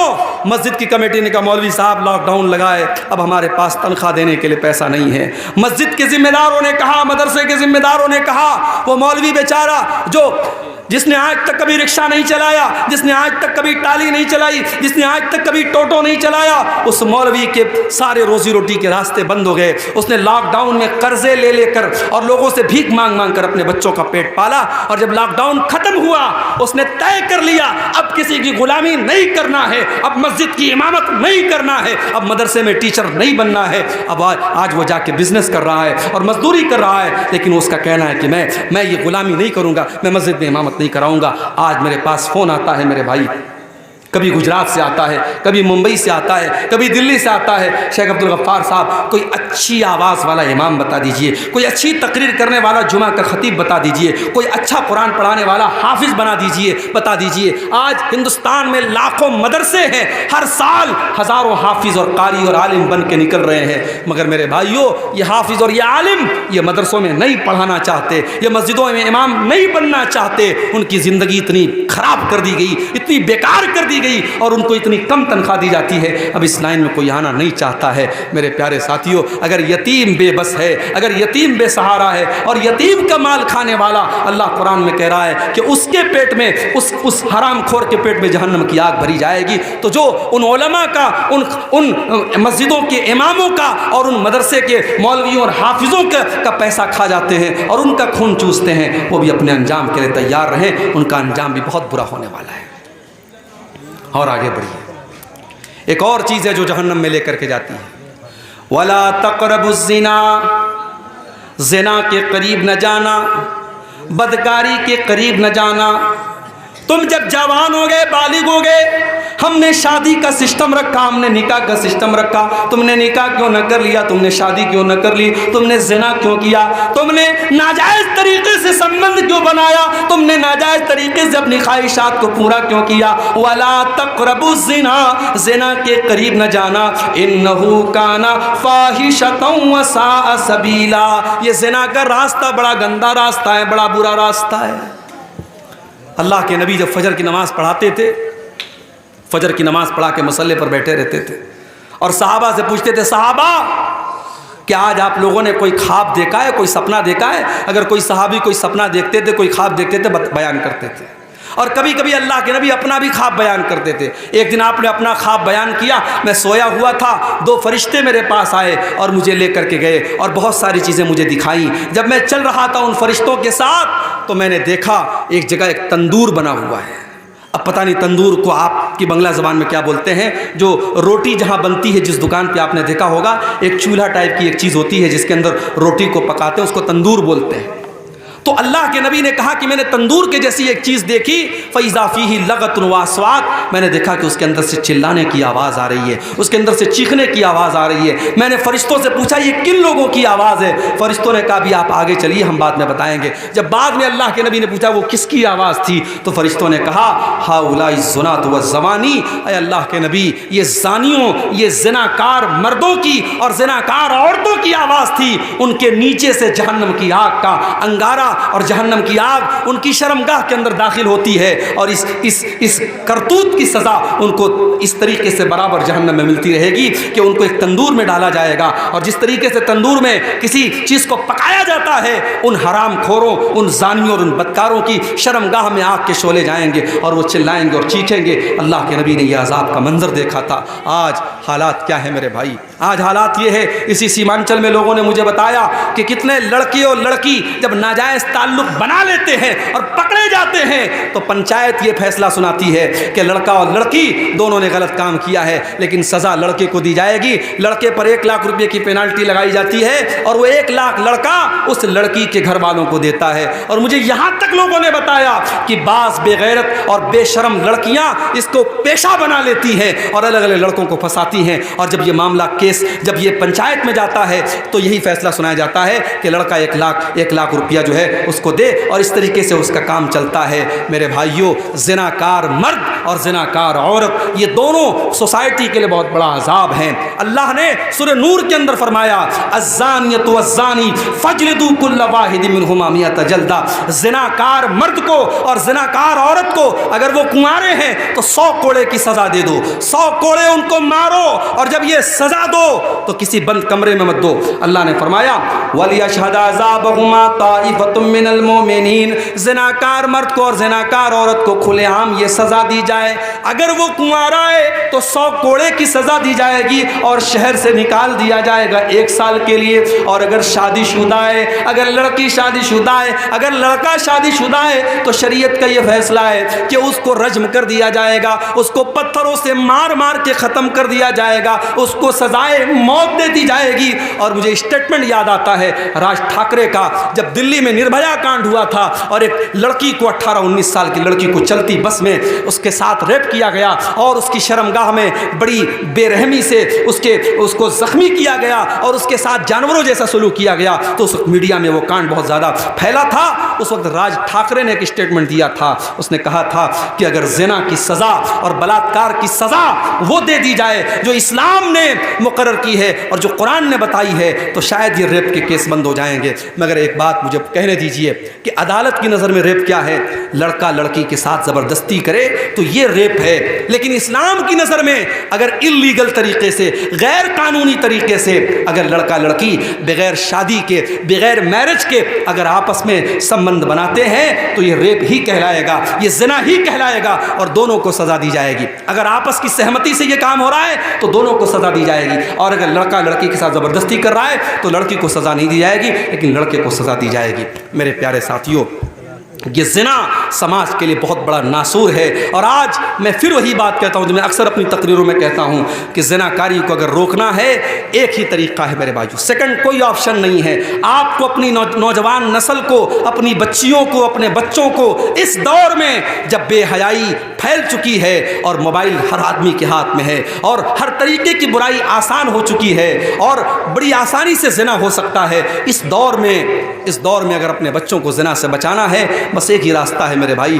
نکاح کو آسان کر دو۔ لڑکی 18 سال کی 19 سال کی ہو گئی، لڑکا 20 سال کا 22 سال کا ہو گیا، شادی کے قابل ہو گئے، شادی کی عمر ہو گئی، دیر مت کرو، بہانے نہ کرو، جہیز کا لالچ چھوڑ دو، بارات کا چکر چھوڑ دو، رسم و رواج کی بیڑیاں چھوڑ دو، جو شریعت نے سکھایا ہے، جو اسلام نے سکھایا ہے، سمپل طریقے سے، سنت طریقے سے۔ ابھی کل ہتھیہ دیارہ میں کٹیہار میں پروگرام تھا، وہاں ایک بھائی کی بات مجھے بہت اچھی لگی، انہوں نے کہا مولانا میرا ایک اللہ سے میں نے ایک وعدہ وعدہ کیا ہے، عہد کیا ہے، دعا کیجیے اللہ مجھے اس عہد پر قائم رکھے۔ انہوں نے کہا کہ میرے کئی بچے ہیں، 4 بیٹے ہیں، میں نے یہ سوچا ہے میں کسی بیٹے کی شادی میں 1 پیسہ جہیز نہیں لوں گا، اور کل اللہ کے یہاں جب جاؤں گا اللہ پوچھے گا کیا عمل لے کے آیا ہے، تو توحید کے بعد میں بیان کروں گا کہ اے اللہ یہ عمل میرا تو قبول کر لے کہ جس سماج میں جہیز لینے کا چلن تھا اور لوگ لالچ کرتے تھے، لاکھ روپے کی 10 لاکھ روپے کی ڈیمانڈ کرتے تھے، اے اللہ اس سماج میں نے 1 پیسہ جہیز نہیں لیا ہے، وہ عمل میں لے کر کے اللہ کے پاس جانا چاہتا ہوں۔ مولانا آپ میرے حق میں دعا کیجیے گا۔ مجھے بات بہت اچھی لگی، کاش یہ سوچ آپ کے میاں بازار کے اور اس جلسے میں اس مجلس میں بیٹھے ہر نوجوان کی اور اس کے گارجین کی ہو جائے۔ میرے پیارے ساتھیوں، آپ نکاح کو آسان کیجیے، آپ جہیز کا چکر چھوڑ دیجیے، بارات کا چکر چھوڑ دیجیے، اور پھر دیکھیے نکاح میں برکت ہوتی ہے کہ نہیں، پھر آپ کے گھر میں سکون آتا ہے کہ نہیں، پھر آپ کے گھر میں بھلائی آتی ہے کہ نہیں۔ آپ اگر زنا کو روکنا چاہتے ہیں تو آپ کو نکاح کو آسان کرنا پڑے گا۔ اور آگے بڑھیے، جہنم میں لے کر کے جانے والا ایک اور عمل ہے اپنی ذمہ داری کو صحیح طریقے سے نہ نبھانا۔ اگر آپ اپنی ذمہ داری کو صحیح طریقے سے نہیں نبھا رہے ہیں تو آپ کے اوپر جنت حرام ہو جائے گی۔ اللہ کے نبی فرماتے ہیں جس کو اللہ تعالیٰ کوئی ذمہ داری عطا کرتا ہے، جس کے اوپر کوئی ذمہ داری اللہ تعالیٰ عطا کرتا ہے، ثم يموت يوم يموت وهو غاش لرعيته الا حرم الله عليه الجنہ۔ اگر وہ اپنی ذمہ داری کو صحیح طریقے سے نہیں نبھا رہا ہے اور اسی حالت میں مر جاتا ہے، اس کے اوپر جنت حرام ہو جائے گی۔ مدرسے کے ناظموں سن لو، مسجدوں کے متولیوں سن لو، اور گاؤں کے پردھانوں تم بھی سن لو، تمہارے کندھوں پر جو ذمہ داری ڈالی گئی ہے، اگر تم نے اپنی ذمہ داری کا حق ادا نہ کیا، اگر تم نے اپنی کرسی کا، اپنے پاور کا حق ادا نہ کیا، تم نے اپنی ذمہ داری کے ساتھ انصاف نہ کیا، اللہ کے نبی فرما رہے ہیں الا حرم اللہ علیہ الجنہ، ایسے انسان کے اوپر جنت حرام ہو جائے گی۔ اور یہاں ایک بات اور نوٹ کر لیجیے، جس طریقے سے مسجد کا متولی ایک ذمہ دار ہے، مدرسے کا سیکریٹری ایک ذمہ دار ہے، جس طریقے سے گاؤں کا پردھان ایک ذمہ دار ہے، اسی طریقے سے ہر گھر میں باپ اپنی اولاد کا ذمہ دار ہے، ماں اپنی بیٹیوں کی ذمہ دار ہے، بڑا بھائی چھوٹے بھائیوں کا ذمہ دار ہے، بڑی بہن چھوٹی بہنوں کی ذمہ دار ہے۔ ہم سب کے کندھوں پر کوئی نہ کوئی ذمہ داری ہے میرے پیارے ساتھیوں، اور اس ذمہ داری کے بارے میں بھی ہمیں جواب دینا پڑے گا۔ ماں باپ کو جواب دینا پڑے گا کہ تم تو راتوں میں تہجد پڑھا کرتے تھے، تمہارے گھر میں زنا کیسے ہو گیا، تمہاری بیٹی نے غلط قدم کیوں اٹھایا، تمہارا بیٹا رات میں 2 بجے تک کیا کرتا تھا۔ باپ کو جواب دینا پڑے گا، ماں کو جواب دینا پڑے گا۔ اس لیے میرے بھائیوں، یہ ذمہ داری بھی ہم اپنے کندھوں پر محسوس کریں۔ اگر ہم باپ ہیں ایک اچھے باپ بنیں، اگر ماں ہیں ایک اچھی ماں بنیں، بڑے بھائی ہیں ایک اچھے بڑے بھائی بنیں، اپنے انڈر میں جو لوگ ہیں ان کی ذمہ داری کو اپنے اوپر محسوس کریں۔ یہ چیز بھی اللہ تبارک و تعالیٰ کے ہاں بہت خطرناک ثابت ہونے والی ہے۔ اگر ہم نے اپنی ذمہ داری کو صحیح طریقے سے نہیں نبھایا تو ہمیں اور آپ کو جہنم میں جانا پڑ سکتا ہے۔ اسی طریقے سے جہنم میں لے کر کے جانے والی ایک اور چیز ہے نیکی کر کے احسان جتانا۔ کسی کے ساتھ آپ نے بھلائی کر لی، اب احسان جتا رہے ہیں۔ اللہ کے نبی فرماتے ثلاثۃ لا يدخلون الجنہ، 3 لوگ ایسے ہیں جو جنت میں نہیں جائیں گے، یعنی جہنم میں جائیں گے۔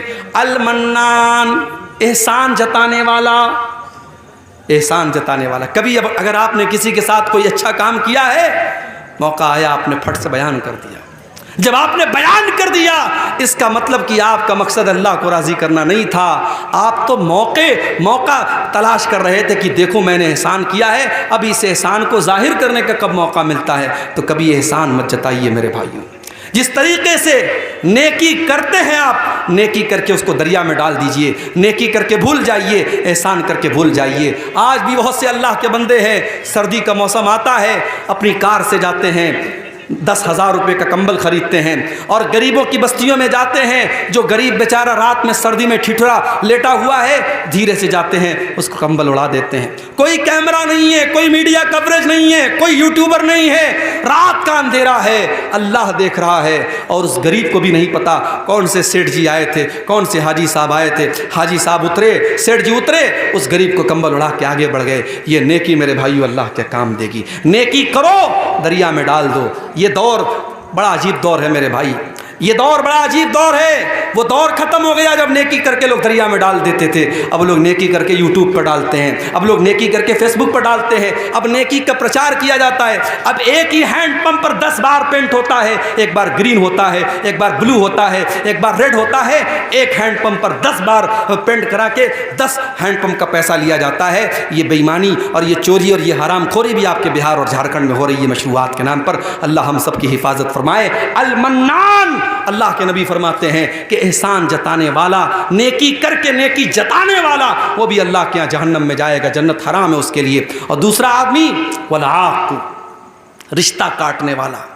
رشتہ کاٹنے والا, بھائی نے بھائی سے رشتہ کاٹ لیا, بھائی نے بہن سے رشتہ کاٹ لیا, بیٹے نے باپ سے رشتہ کاٹ لیا. ارے تو کون ہوتا ہے رشتہ کاٹنے والا؟ یہ رشتہ تیرا بنایا ہوا نہیں, یہ رشتہ رب کا بنایا ہوا ہے, یہ رشتہ اللہ کا بنایا ہوا ہے. اللہ نے تجھے کسی کا بھائی بنایا, اللہ نے کسی کا بھتیجا بنایا, اللہ نے کسی کا پوتا بنایا, اللہ نے کسی کا بیٹا بنایا. جب رشتے اللہ نے بنائے ہیں, رشتوں کو توڑنے والے تم کون ہوتے ہو؟ لا يدخل الجنت قاطعون, اللہ کے نبی کہتے ہیں رشتہ کاٹنے والا جنت میں نہیں جائے گا. میرے پیارے ساتھیوں, العاق کو اللہ کے نبی اس حدیث میں کہہ رہے ہیں رشتہ کاٹنے والا. اور جب رشتے کے کاٹنے کی بات آئی تو ایک بات اور سن لو, دوسرے رشتوں میں اگر آپ نے گڑبڑی کی تو کچھ تو معافی کی گنجائش ہے, لیکن اگر ماں باپ کے ساتھ گڑبڑی کی, جس ماں نے جنم دیا, جس باپ نے انگلی پکڑ کے چلنا سکھایا, جس ماں نے خون جگر پلا کے تجھے جوان کیا, اور جس باپ نے خون پسینہ ایک کر کے تجھے کسی قابل بنایا, اگر اس ماں کے ساتھ تو نے بدتمیزی کی, اس باپ کے ساتھ تو نے اگر بدتمیزی کی,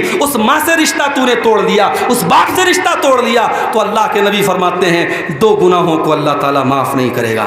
2 گناہوں کی سزا اللہ تعالیٰ دنیا ہی میں دے دیتا ہے. البغی و عقوق الوالدین, ایک ظلم و ستم کرنے کی سزا اور دوسرے والدین کو تکلیف دینے کی سزا. یہ 2 گناہوں کی سزا اللہ تعالیٰ دنیا ہی میں دے دیتا ہے.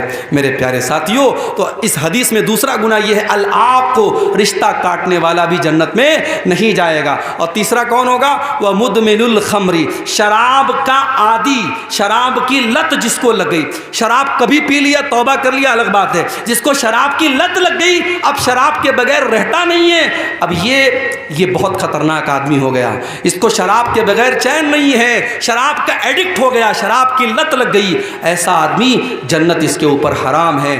آج بھی سماج میں ایسے لوگ ملتے ہیں جو شراب کے اس قدر عادی ہو جاتے ہیں کہ بغیر شراب پیے وہ گھر میں نہیں آتے ہیں, اور اچھے خاندان کے ہیں, نیک اور اچھے گھرانے کے ہیں, مگر شراب کی لت لگ گئی. اب گھر میں جب آتے ہیں شراب پی کے آتے ہیں, کبھی بیوی کو گالی دیتے, کبھی بچوں کو گالی دیتے ہیں.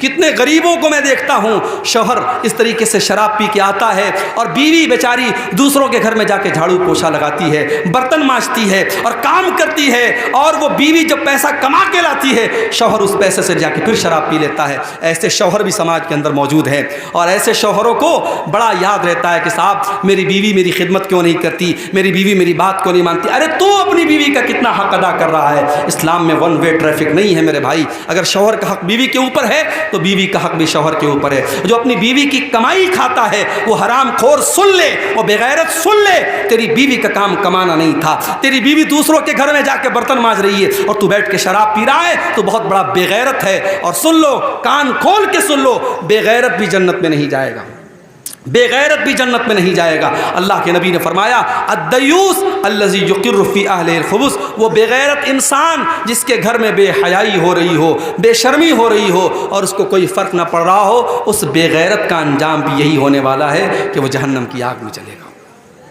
اور آگے بڑھیے, جہنم میں لے کر کے جانے والا ایک اور عمل ہے زبان کا غلط استعمال. زبان کا غلط استعمال کرنے والا بھی جہنم کی آگ میں جلے گا. اللہ کے نبی سے پوچھا گیا کہ سب سے زیادہ جہنم میں لے کر کے جانے والی کون سی چیز ہے؟ آپ نے فرمایا الفم والفرج, زبان اور شرمگاہ, یہ 2 چیزیں سب سے زیادہ جہنم میں لے کر کے جانے والی ہیں. زبان سے انسان جھوٹ بولتا ہے, زبان سے انسان غیبت کرتا ہے, زبان سے چغلی کرتا ہے, زبان سے دوسروں کی عزت اچھالتا ہے. زبان اور شرمگاہ کا غلط استعمال کرنے والے سب سے زیادہ جہنم میں جائیں گے. اسی لیے اللہ کے نبی فرماتے ہیں لا يدخل الجنت نمام, چغل خور انسان جنت میں نہیں جائے گا. چغل خوری کرنے والا جنت میں نہیں جائے گا, یعنی جہنم میں جائے گا. اور یہاں ایک بات اور بتا دوں, چغل خور کس کو کہتے ہیں بھائی؟ چغل خور اس کو کہتے ہیں جو ادھر کی بات ادھر کرے, اب ادھر کی بات ادھر کر رہا ہے تو ضروری نہیں کہ سب بات غلط کر رہا ہے، صحیح بھی کر رہا ہے، مگر صحیح بات بھی اگر ادھر کی ادھر کر کے لڑا رہا ہے تو وہ چغل خور ہے۔ اور اگر دو بھائیوں میں صلح کرانے کے لیے کوئی انسان آگے بڑھتا ہے اور جھوٹ بھی بول دیتا ہے لیکن دو بھائیوں کو ملا دیتا ہے، اللہ کے نبی فرماتے ہیں لیس الکذاب الذی یصلح بین الناس، دو بچھڑے ہوئے لوگوں کو ملانے کے لیے اگر کوئی جھوٹ بھی بول دیتا ہے تو ایسا جھوٹ اللہ کیا معاف ہے۔ پتہ یہ چلا کہ اگر ہمارے سچ بولنے سے دو بھائی لڑنے لگتے ہیں تو وہ سچ بولنا حرام ہے، اور اگر ہمارے جھوٹ بولنے سے دو بچھڑے ہوئے مل جاتے ہیں وہ جھوٹ بولنا جائز ہے۔ میرے بھائیوں، اسلام میں صلح صفائی کی بڑی اہمیت ہے۔ میں جانتا ہوں آپ کے گاؤں میں بھی کچھ ایسے ضرور معاملات ہوں گے، ہر گاؤں میں رہتے ہیں کہ کبھی کہیں بھائی بھائی میں مسئلہ چل رہا ہے، کہیں جو ہے باپ بیٹے میں مسئلہ چل رہا ہے، جہاں بھی من مٹاؤ ہے، دل میں میل کچیل ہے، صاف کر لو میرے بھائی، چغل خوری نہ کرو، غیبت نہ کرو، زبان کا غلط استعمال نہ کرو۔ اللہ کے نبی فرما رہے جہنم میں سب سے زیادہ لے کے جانے والی کوئی چیز ہے تو زبان اور شرمگاہ ہے۔ اور آگے بڑھیے، ایک اور چیز جہنم میں لے کر کے جانے والی ہے، اور وہ چیز ہے عورت کی بے حیائی۔ عورت جب بے حیا ہو جائے، جب اس کا کپڑا، اس کی ڈریس، اس کا لباس اس کے جسم کو نمایاں کرنے لگے، ظاہر کرنے لگے، جب وہ کپڑا پہن کر کے نکلے تو مقصد اپنے جسم کی اور اپنے حسن کی نمائش کرنا ہو، ایسی عورت بھی کان کھول کر کے سن لے۔ اللہ کے نبی فرماتے ہیں وَنِسَاءٌ كَاسِيَاتٌ عَارِيَاتٌ مُمِيلَاتٌ مَائِلَاتٌ، ایسی عورتیں جو کپڑا پہننے کے باوجود ننگی ہوں گی۔ قیامت کے پہلے ایسا دور آئے گا جب کپڑا پہن کر کے عورتیں ننگی ہوں گی، یعنی کپڑا اتنا ٹائٹ پہنے گی، اتنا ٹرانسپیرنٹ پہنے گی، اتنا پاردرشی پہنے گی کہ اس کپڑے سے ان کا جسم جھلکے گا، ان کا شریر جھلکے گا۔ ایسی بے حیا عورتیں، اللہ کے نبی فرماتے ہیں رؤوسہن کاسنمۃ البخت المائلہ، ان کے سر کے اوپر جو ان کے بالوں کا جوڑا ہوگا، جو ہیئر اسٹائل ہوگا، وہ دیکھنے میں بختی اونٹ کے کوہان کی طرح ہوگا۔ اسی لیے علماء کہتے ہیں کہ عورت کو ایسا جوڑا نہیں باندھنا چاہیے جو اونٹ کے کوہان کی طرح ابھرا ہوا ہو، اسے نارمل اپنا ہیئر اسٹائل رکھنا چاہیے۔ اللہ کے نبی بے حیا عورتوں کی پہچان بتا رہے ہیں رؤوسہن کاسنمۃ البخت المائلہ، ایسی عورتیں جو اپنے سر کے اوپر بختی اونٹ کے کوہان کی طرح جوڑا باندھیں گی، لا يدخلن الجنہ، ایسی عورتیں جنت کی خوشبو نہیں پائیں گی، اور جنت کی خوشبو پانا تو بڑی دور کی بات ہے۔ ولا یجدن ریحھا، ایسی عورتیں جہنم کی آگ میں جائیں گی اور جنت کی خوشبو بھی ان کو محسوس نہیں ہوگی۔ اسی طریقے سے تکبر کرنا، گھمنڈ کرنا، چاہے پیسے کا گھمنڈ ہو، چاہے عہدے کا گھمنڈ ہو، چاہے اپنے سماج میں اسٹیٹس کا گھمنڈ ہو، تکبر بھی انسان کو جہنم میں لے کر کے جاتا ہے۔ اللہ کے نبی فرماتے ہیں الا اخبرکم باصحاب النار، کیا میں تم کو جہنمی لوگوں کے بارے میں نہ بتا دوں؟ صحابہ نے کہا اللہ کے نبی ضرور بتائیے۔ آپ نے فرمایا کل عتل جواز مستکبر، ہر وہ آدمی جو اکھڑ ہو، ہر وہ آدمی جو بخیل ہو، اور ہر وہ آدمی جو گھمنڈی ہو۔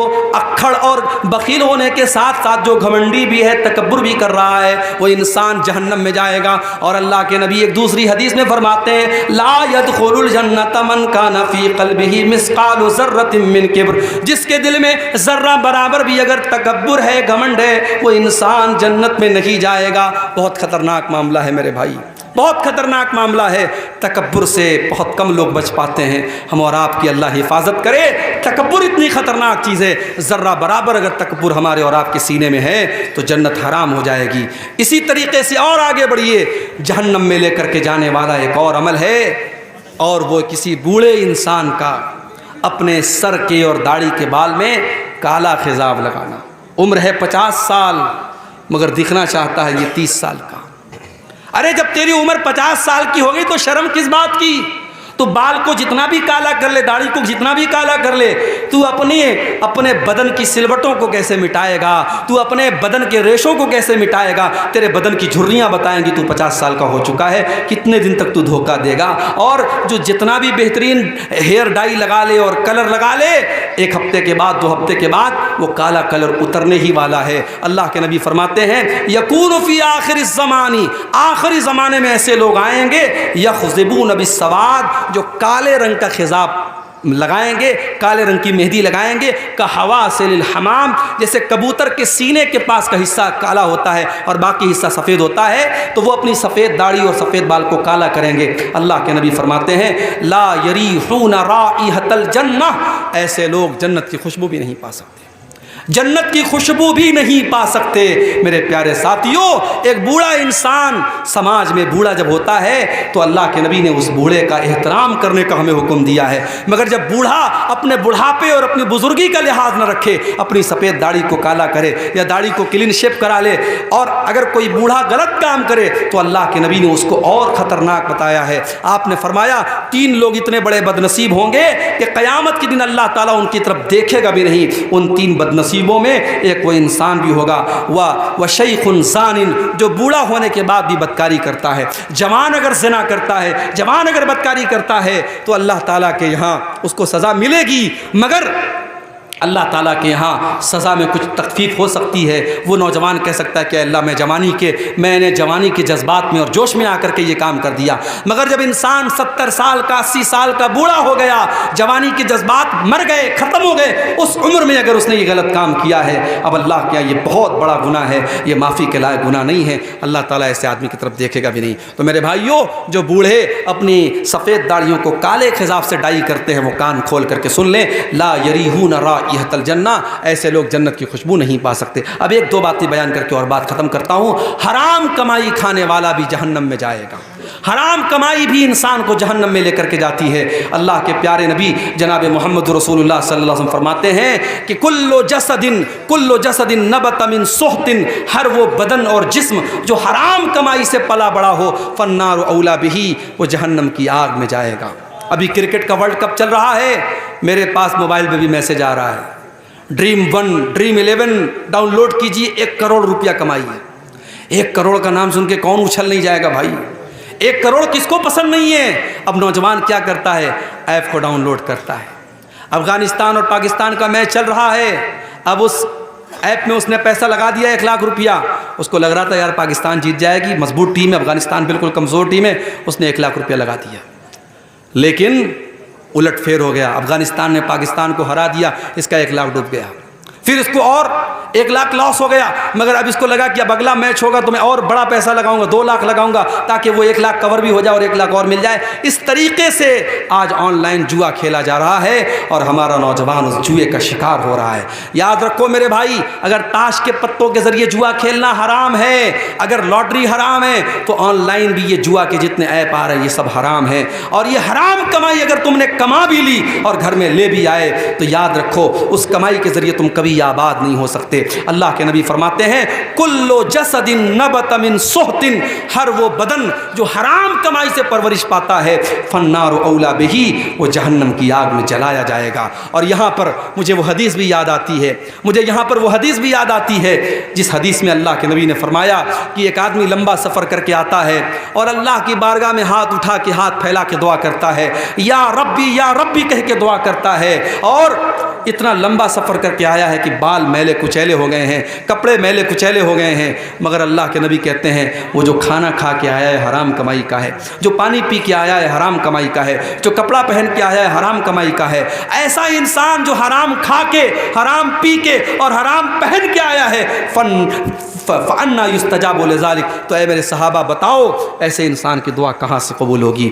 میرے پیارے ساتھیوں، آج ہم رو رو کے دعا کر رہے ہیں کہ اے اللہ فلسطینیوں کی مدد فرما، فلسطینیوں کی مدد فرما۔ چھوٹے چھوٹے بچوں کی لاشوں کی فوٹو آ رہے ہیں، ہمیں دیکھ کر کے تکلیف ہو رہی ہے، ہم دعا کر رہے ہیں مگر اللہ کی طرف سے کوئی مدد نہیں آ رہی۔ کیوں؟ کیونکہ آج ہمارا ٹارگٹ پیسہ کمانا ہے، حلال کی پرواہ نہیں، حرام کی پرواہ نہیں، ہمارا ایک ہی ٹارگٹ ہے، پیسہ کمانا ہے، جس طریقے سے بھی پیسہ آئے ہمیں کمانا ہے۔ اللہ کے نبی فرماتے ہیں یاتی علی الناس زمان، قیامت کے پہلے وہ دور بھی آئے گا، لا یبال المرء من این اخذ المال، انسان پرواہ نہیں کرے گا کہ مال حلال طریقے سے کما رہا ہے یا حرام طریقے سے کما رہا ہے۔ اسی طریقے سے میرے بھائیوں جہنم میں لے کر کے جانے والی ایک اور چیز ہے، اور وہ ہے اپنے مسلمان بھائی کا حق مارنا۔ اللہ کے نبی نے فرمایا من اقتطع حق امرئ مسلم، جس نے کسی مسلمان کا حق مارا وہ کان کھول کر کے سن لے، اس نے جہنم کا ایک ٹکڑا خرید لیا، اس نے جہنم کا ایک ٹکڑا لے لیا۔ اور اللہ کے نبی ایک دوسری حدیث میں فرماتے ہیں میں ایک انسان ہوں، مجھ سے غلطی ہو سکتی ہے، میرے پاس زمین و جائیداد کا لوگ کیس لے کے آتے ہیں، ایسا ہو سکتا ہے کسی کی چکنی چپڑی بات سن کر کے میں اس کے حق میں فیصلہ کر دوں، وہ زمین اس کی نہیں تھی، وہ جائیداد اس کی نہیں تھی، میں نے غلط فیصلہ کر دیا، جس کا حق نہیں تھا اس کو دے دیا، مگر اگر ایسا ہو گیا تو کان کھول کر کے سن لو فإنما أقطع له قطعة من النار، میں زمین کا ٹکڑا نہیں دے رہا ہوں، جہنم کا ٹکڑا دے رہا ہوں۔ میرے پیارے ساتھیوں، ابھی آپ نے نظم سنی کہ یہ زندگی ایک کرائے کا گھر ہے، ایک نہ ایک دن بدلنا پڑے گا۔ یہ زندگی کرائے کا گھر ہے میرے بھائی، یہاں ہمیشہ نہیں رہنا ہے، ایک دن مرنا ہے، اور سارا دھن دولت، زمین جائیداد، بینک بیلنس، جویلری، یہ سب چھوڑ کے جانا ہے۔ جو حرام طریقے سے آپ نے دوسروں کی زمین ہتھیائی ہے، کتنے دن اس زمین کا فائدہ اٹھاؤ گے بھائی؟ جس دن مرو گے 2 گز زمین میں ہم جائیں گے، اور وہ ساری زمین ہمارے رشتہ داروں کی، ہمارے بچوں کی ہو جائے گی۔ تو اپنے لیے ہم جس حرام کمائی کو کماتے ہیں اس کا مزہ ہم کتنے سال لیں گے؟ جس دن مریں گے سارا مزہ ختم ہو جائے گا۔ اس لیے میرے ساتھیوں، حرام کمائی سے اپنے آپ کو بچاؤ۔ یہ چند چیزیں تھیں جو جہنم میں لے کر کے جانے والی تھیں، اور جہنم کا ایک ہلکا سا نقشہ بھی میں نے کھینچا ہے، اس امید کے ساتھ کہ ہم جہنم میں لے کر کے جانے والے ان اعمال سے اپنی ہم حفاظت کریں گے، اور اللہ سے ہم دعا کرتے ہیں اللہ ہمیں اس کی توفیق عطا فرمائے۔ میت کو قبر میں اتارنے اور رکھنے کا صحیح طریقہ کیا ہے؟ دیکھیے، میت کو جو قبر میں اتارا جاتا ہے تو اس میں ایک تو یہ ہے کہ پایتانے سے اتارا جاتا ہے، اور اتارنے کے ٹائم بسم اللہ وعلی ملت رسول اللہ یہ کہہ کر کے قبر میں اتارا جائے، اس میں اور کوئی شرط نہیں ہے۔ ہمارے یہاں اصل میں جنازے کے تعلق سے بہت ساری باتیں رائج ہو گئی ہیں۔ اب جیسے کسی انسان کا انتقال ہو گیا تو فوراً لوگ کیا کرتے ہیں؟ قبلہ رخ کرتے ہیں۔ کوئی ضروری نہیں ہے، اگر قبلہ رخ انسان کا انتقال ہو گیا ہے اچھی بات ہے، موت کے ٹائم انسان کو اگر یہ لگے کہ یہ مرنے والا ہے اس ٹائم اس کو قبلہ رخ کر دو، لیکن مرنے کے بعد جنازے کو اسپیشلی قبلہ رخ کرنا اس کی کوئی ضرورت نہیں ہے۔ اسی طریقے سے جب میت کو گھر سے نکالنے لگتے ہیں تو لوگ بڑی پرواہ کرتے ہیں کہ سرہانے سے نکالنا ہے کہ پایتانے سے نکالنا ہے، لوگ بڑا کنفیوز ہو جاتے ہیں۔ تو یہ سارے مسئلے ہمارے بنائے ہوئے ہیں، اس میں کوئی ایسی ٹینشن کی بات نہیں ہے۔ جہاں شریعت نے آپ کو آزادی دی، اختیار دیا ہے، وہاں اس کو آزادی ہی رہنے دیجیے۔ قبر میں اتارنے کے ٹائم اس کو جو ہے پایتانے کی طرف سے اتاریں گے، اور اتارنے کے وقت ہم جو ہے بسم اللہ وعلی ملت رسول اللہ پڑھیں گے۔ اچھا، یہاں پر ایک بات میں اور بتا دوں کہ قبر میں جب ہم مردے کو دفن کرتے ہیں تو ہم مٹی دیتے ہیں۔ اب مٹی جب دیتے ہیں تو وہاں بھی یہ سوال ہوتا ہے کہ مٹی دینے کے ٹائم ہمیں کیا پڑھنا چاہیے؟ تو بعض لوگ کیا کرتے ہیں کہ وہ پہلی مرتبہ مٹی دیتے تو کہتے ہیں منہا خلقناکم، جو قرآن کی آیتیں پڑھتے ہیں منہا خلقناکم، ہم نے تم کو مٹی سے پیدا کیا۔ پھر دوسری بار جب مٹی دیتے ہیں تو پڑھتے ہیں وفیہا نعیدکم، اور پھر تیسری بار جب مٹی دیتے ہیں تو پڑھتے ہیں ومنہا نخرجکم تارۃ اخری، کہ اسی مٹی سے ہم تم کو دوبارہ نکالیں گے۔ تو اب یہ قرآن کی آیت ہے، اس کو 3 بار مٹی دینے میں فٹ کر لیا گیا، لیکن اس کا کوئی ثبوت نہیں ہے۔ آپ مٹی دینے کے ٹائم کچھ نہ پڑھیں کوئی مسئلہ نہیں ہے، زیادہ سے زیادہ بسم اللہ، ہر اچھا کام بسم اللہ کر کے کیا جاتا ہے، تو مٹی دینے کے ٹائم بھی آپ بسم اللہ پڑھ دیں۔ باقی یہ جو دعا پڑھی جا رہی ہے، جو قرآن کی آیت پڑھی جا رہی ہے، مناسب نہیں ہے۔ اسی طریقے سے کہیں کہیں جنازے کی نماز میں کیا ہوتا ہے، امام صاحب کے لیے وہ آتا ہے مصلی، امام صاحب کے لیے الگ سے مصلی آتا ہے۔ بھائی مصلی کا یہاں کوئی کام نہیں ہے، مصلی سجدہ کرنا ہوتا تب کام ہوتا، یہاں زمین پر ہم پڑھ رہے ہیں، مصلی کا کوئی کام نہیں ہے۔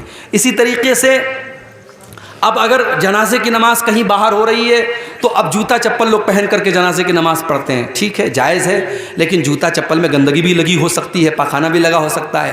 تو اب کچھ لوگ کیا کرتے ہیں کہ جب جوتا چپل پہن کے جنازے کی نماز پڑھتے ہیں تو وہ جوتا چپل اتارتے ہیں اور اتار کر کے اسی کے اوپر کھڑے ہو جاتے ہیں، پیر رکھتے ہیں اور جنازہ کی نماز پڑھتے ہیں۔ تو بھائی اس سے کیا فائدہ ہوا؟ اگر اس چپل میں گندگی لگی ہے اور آپ نے چپل اتار کے چپل پر آپ کھڑے ہو گئے تو ابھی بھی آپ گندگی کے اوپر کھڑے ہیں۔ تو چپل میں جوتے میں اگر گندگی لگی ہے تو اس کو دھونا ضروری نہیں ہے، حدیث میں آتا ہے کہ اس جوتے چپل کو آپ زمین پہ رگڑ لیجئے، وہ پاک ہو جائے گا۔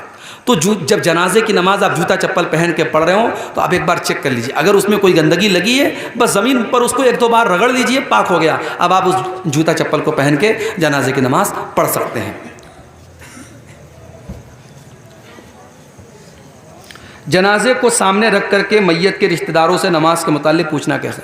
اب یہ بھی بس ایک رواج ہے، جنازہ ریڈی ہے، صف لگ چکی ہے، اب جو میت کا کوئی بڑا رشتہ دار ہے، اس کے ماما ہے، نانا ہے، دادا ہے، ان کو آواز دی جاتی ہے، حاجی صاحب کہاں ہیں، فلانے کہاں ہیں؟ اب جب تک وہ حاجی صاحب بیچارے وہ تھوڑا اونچا بھی سنتے ہیں، بڑی مشکل سے ان کو سنائی دیتا ہے، وہ بالکل پیچھے رہتے، ایسے موقع پر جو رشتہ دار ہوتے ہیں نا ایک دم پیچھے ہوتے ہیں، تو بڑی مشکل سے ان کو کھوجا جاتا ہے، پھر وہ ہاتھ اٹھا کے کہتے ہیں ہاں مولوی صاحب اجازت ہے، تب جنازہ پڑھایا جاتا ہے۔ یہ سب فالتو کی رسم ہے، اس کی کوئی ضرورت نہیں ہے۔ جب آپ نے امام صاحب کو پہلے سے ڈیوٹی دے دی کہ آپ کو جنازے کی نماز پڑھانا ہے، امام صاحب آئے، صف لگ چکی ہے، تو بھائی نماز شروع کر دو۔ یہ ایک سسٹم جو بنا کے رکھا ہے کہ گھر کے بڑے اور خاندان کے بڑے سے اجازت دی جاتی ہے، یہاں اس اجازت کا کوئی مطلب نہیں ہے اور نہ اس کی کوئی ضرورت ہے۔ اور ایک طریقہ ہے اس میں کہ جی وہ نماز آئندہ پڑھیں، اگر نماز نہیں پڑھتے اس سے رشتہ دار، جی جی تو وعدہ کیا کروایا جاتا ہے، اچھا، کان پکڑایا جاتا ہے کس سے؟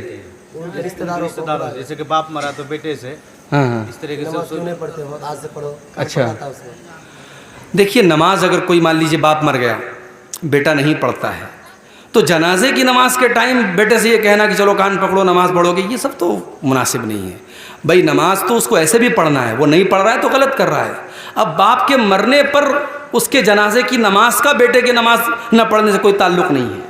بیٹا اگر نماز نہیں پڑھتا ہے، بیٹا گنہگار ہوگا، باپ اپنا حساب دے گا، تو جنازے کی نماز کے دوران یہ سب کہنے کی ضرورت نہیں ہے۔ ہاں یہ چیز ہوتی ہے کہ جب کسی کا باپ مرتا ہے تو ایموشنل سین ہوتا ہے، اس وقت انسان جذباتی ہوتا ہے۔ اس وقت آپ دیکھتے ہوں گے کہ جو بیٹا کبھی باپ کی قدر نہیں کرتا تھا، باپ کے مرنے کے بعد باپ کی قدر کرنے لگتا ہے۔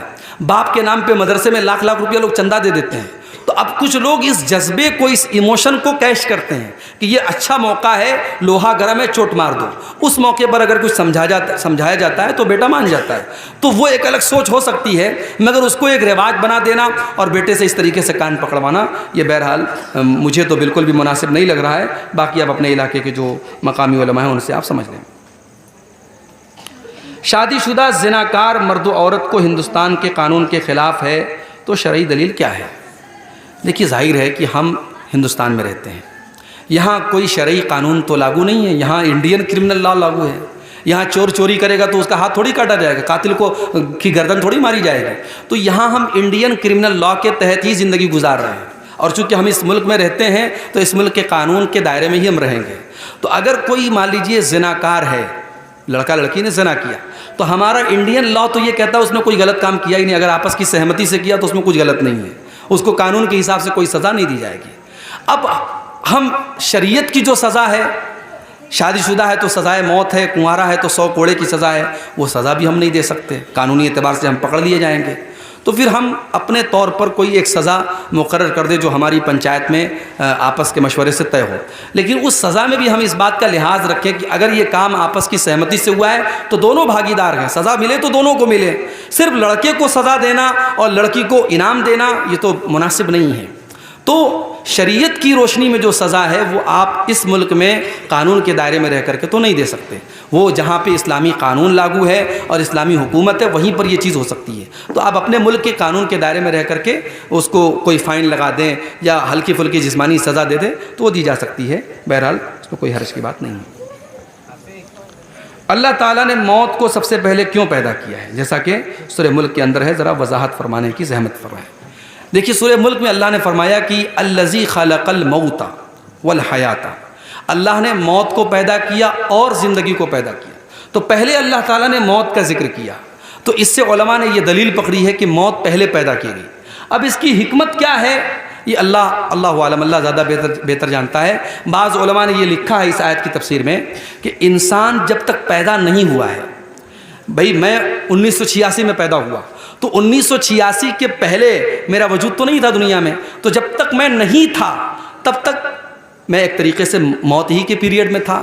جب اسی لیے اللہ نے قرآن کے 29ویں بارے میں فرمایا سورہ دہر کے اندر کہ هل اتى على الانسان حين من الدهر لم يكن شيئا مذكورا، انسان کے اوپر ایک ایسا دور بھی آیا ہے جب انسان کوئی قابل ذکر چیز بھی نہیں تھا، کوئی جانتا بھی نہیں تھا اس کو، پیدا ہوا تب لوگوں نے جانا کہ ہاں یہ عبداللہ ہے، یہ عبد الرحمن ہے، یہ فلاں ہے، یہ فلاں ہے۔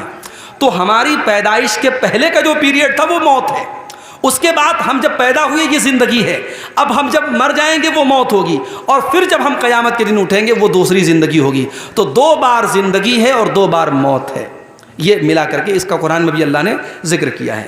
باقی اللہ نے موت کو پہلے کیوں پیدا کیا اس کی کوئی حکمت بتائی نہیں گئی ہے، اور ضروری نہیں ہے کہ ہر چیز کی حکمت بیان ہی کی گئی ہو۔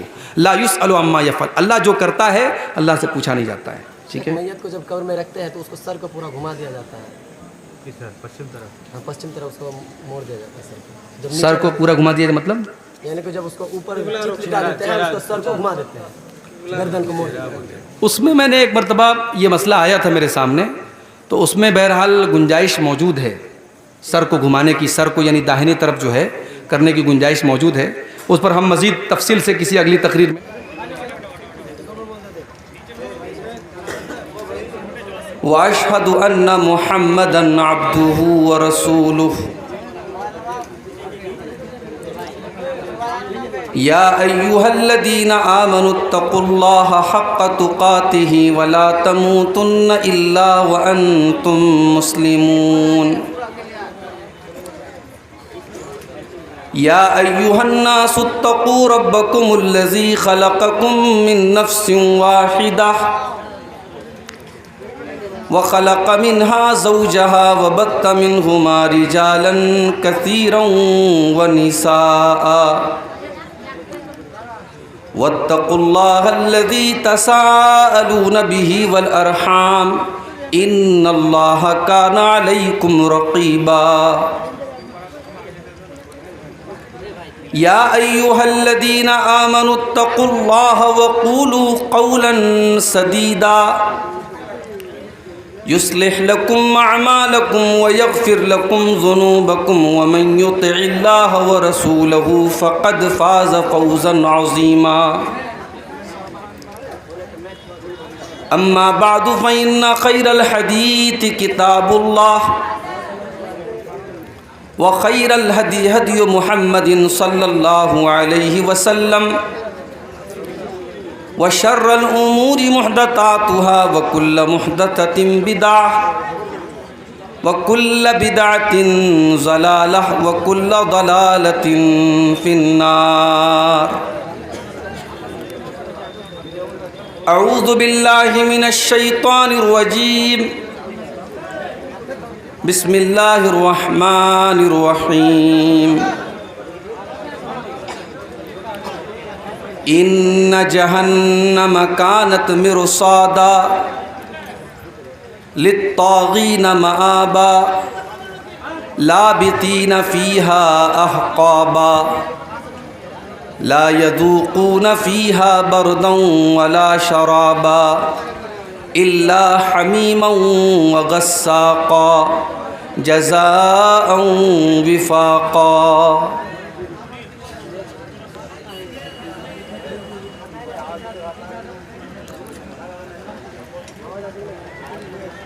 زندگی ایک کرائے کا گھر ہے، ایک نہ ایک دن بدلنا پڑے گا۔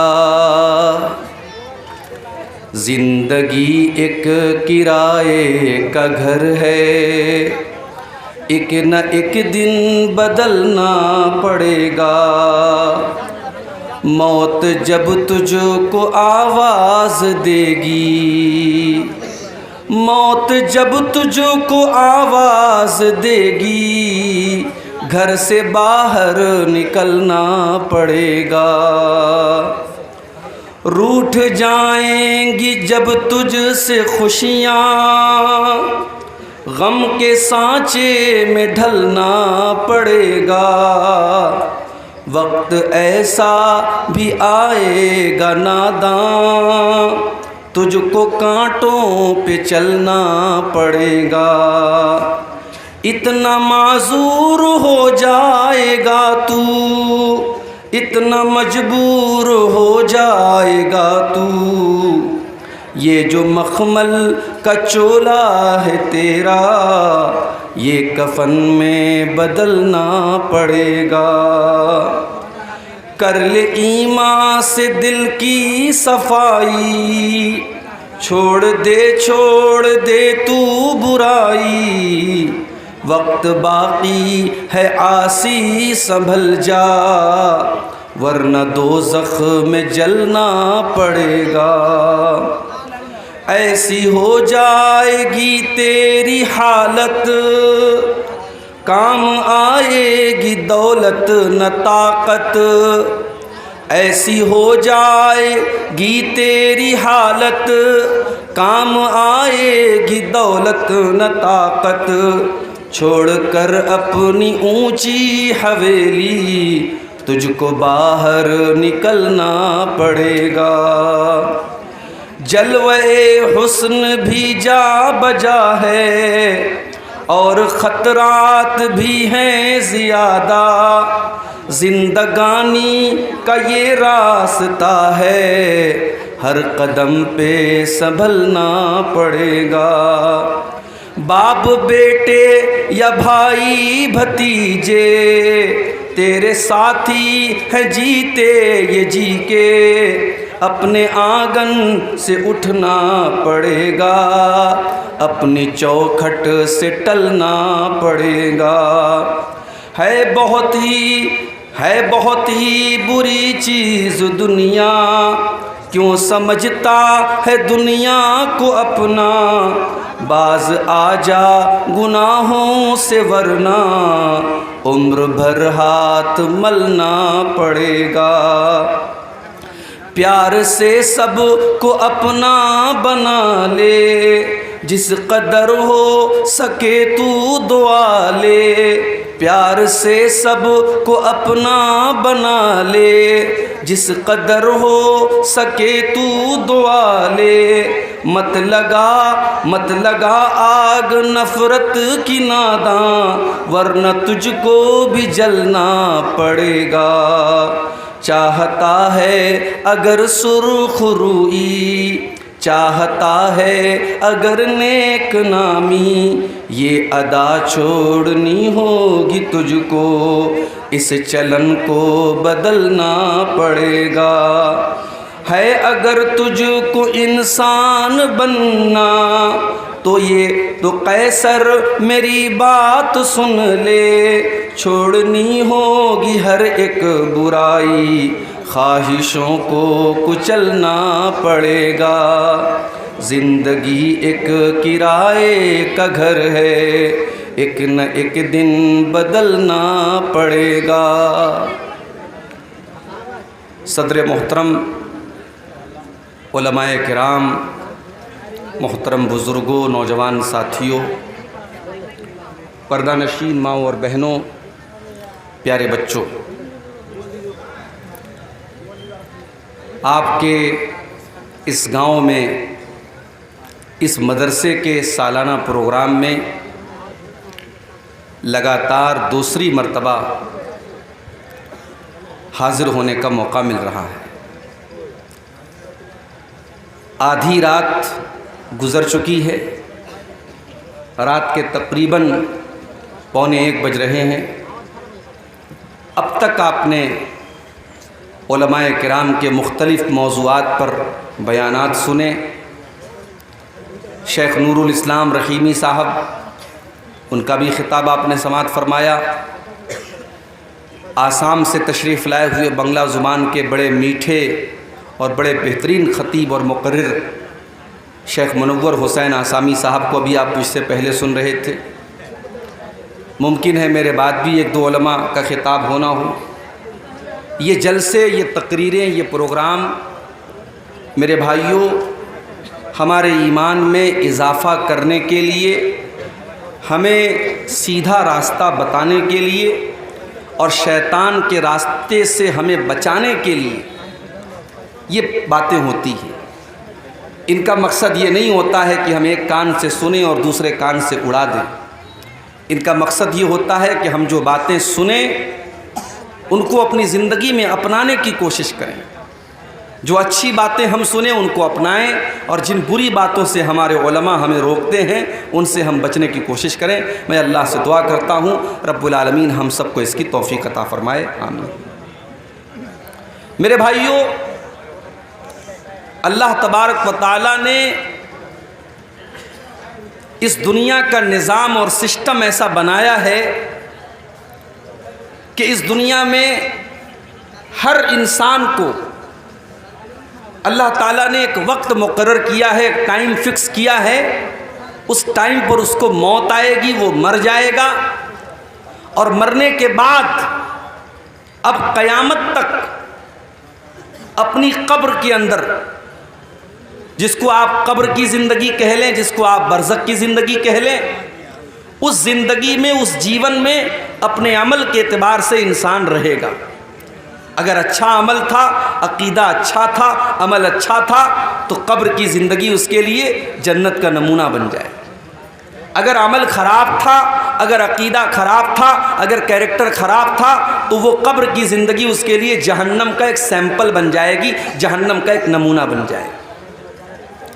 اس کے بعد جب قیامت آئے گی تو رب العالمین اپنے بندوں کا حساب لے گا، اور وہاں جو کامیاب ہوگا اس کا نام اعمال اللہ تبارک و تعالیٰ اس کے داہنے ہاتھ میں دے گا، جو ناکام ہوگا اس کا نام اعمال اس کے بائیں ہاتھ میں، اس کے لیفٹ ہینڈ میں دیا جائے گا۔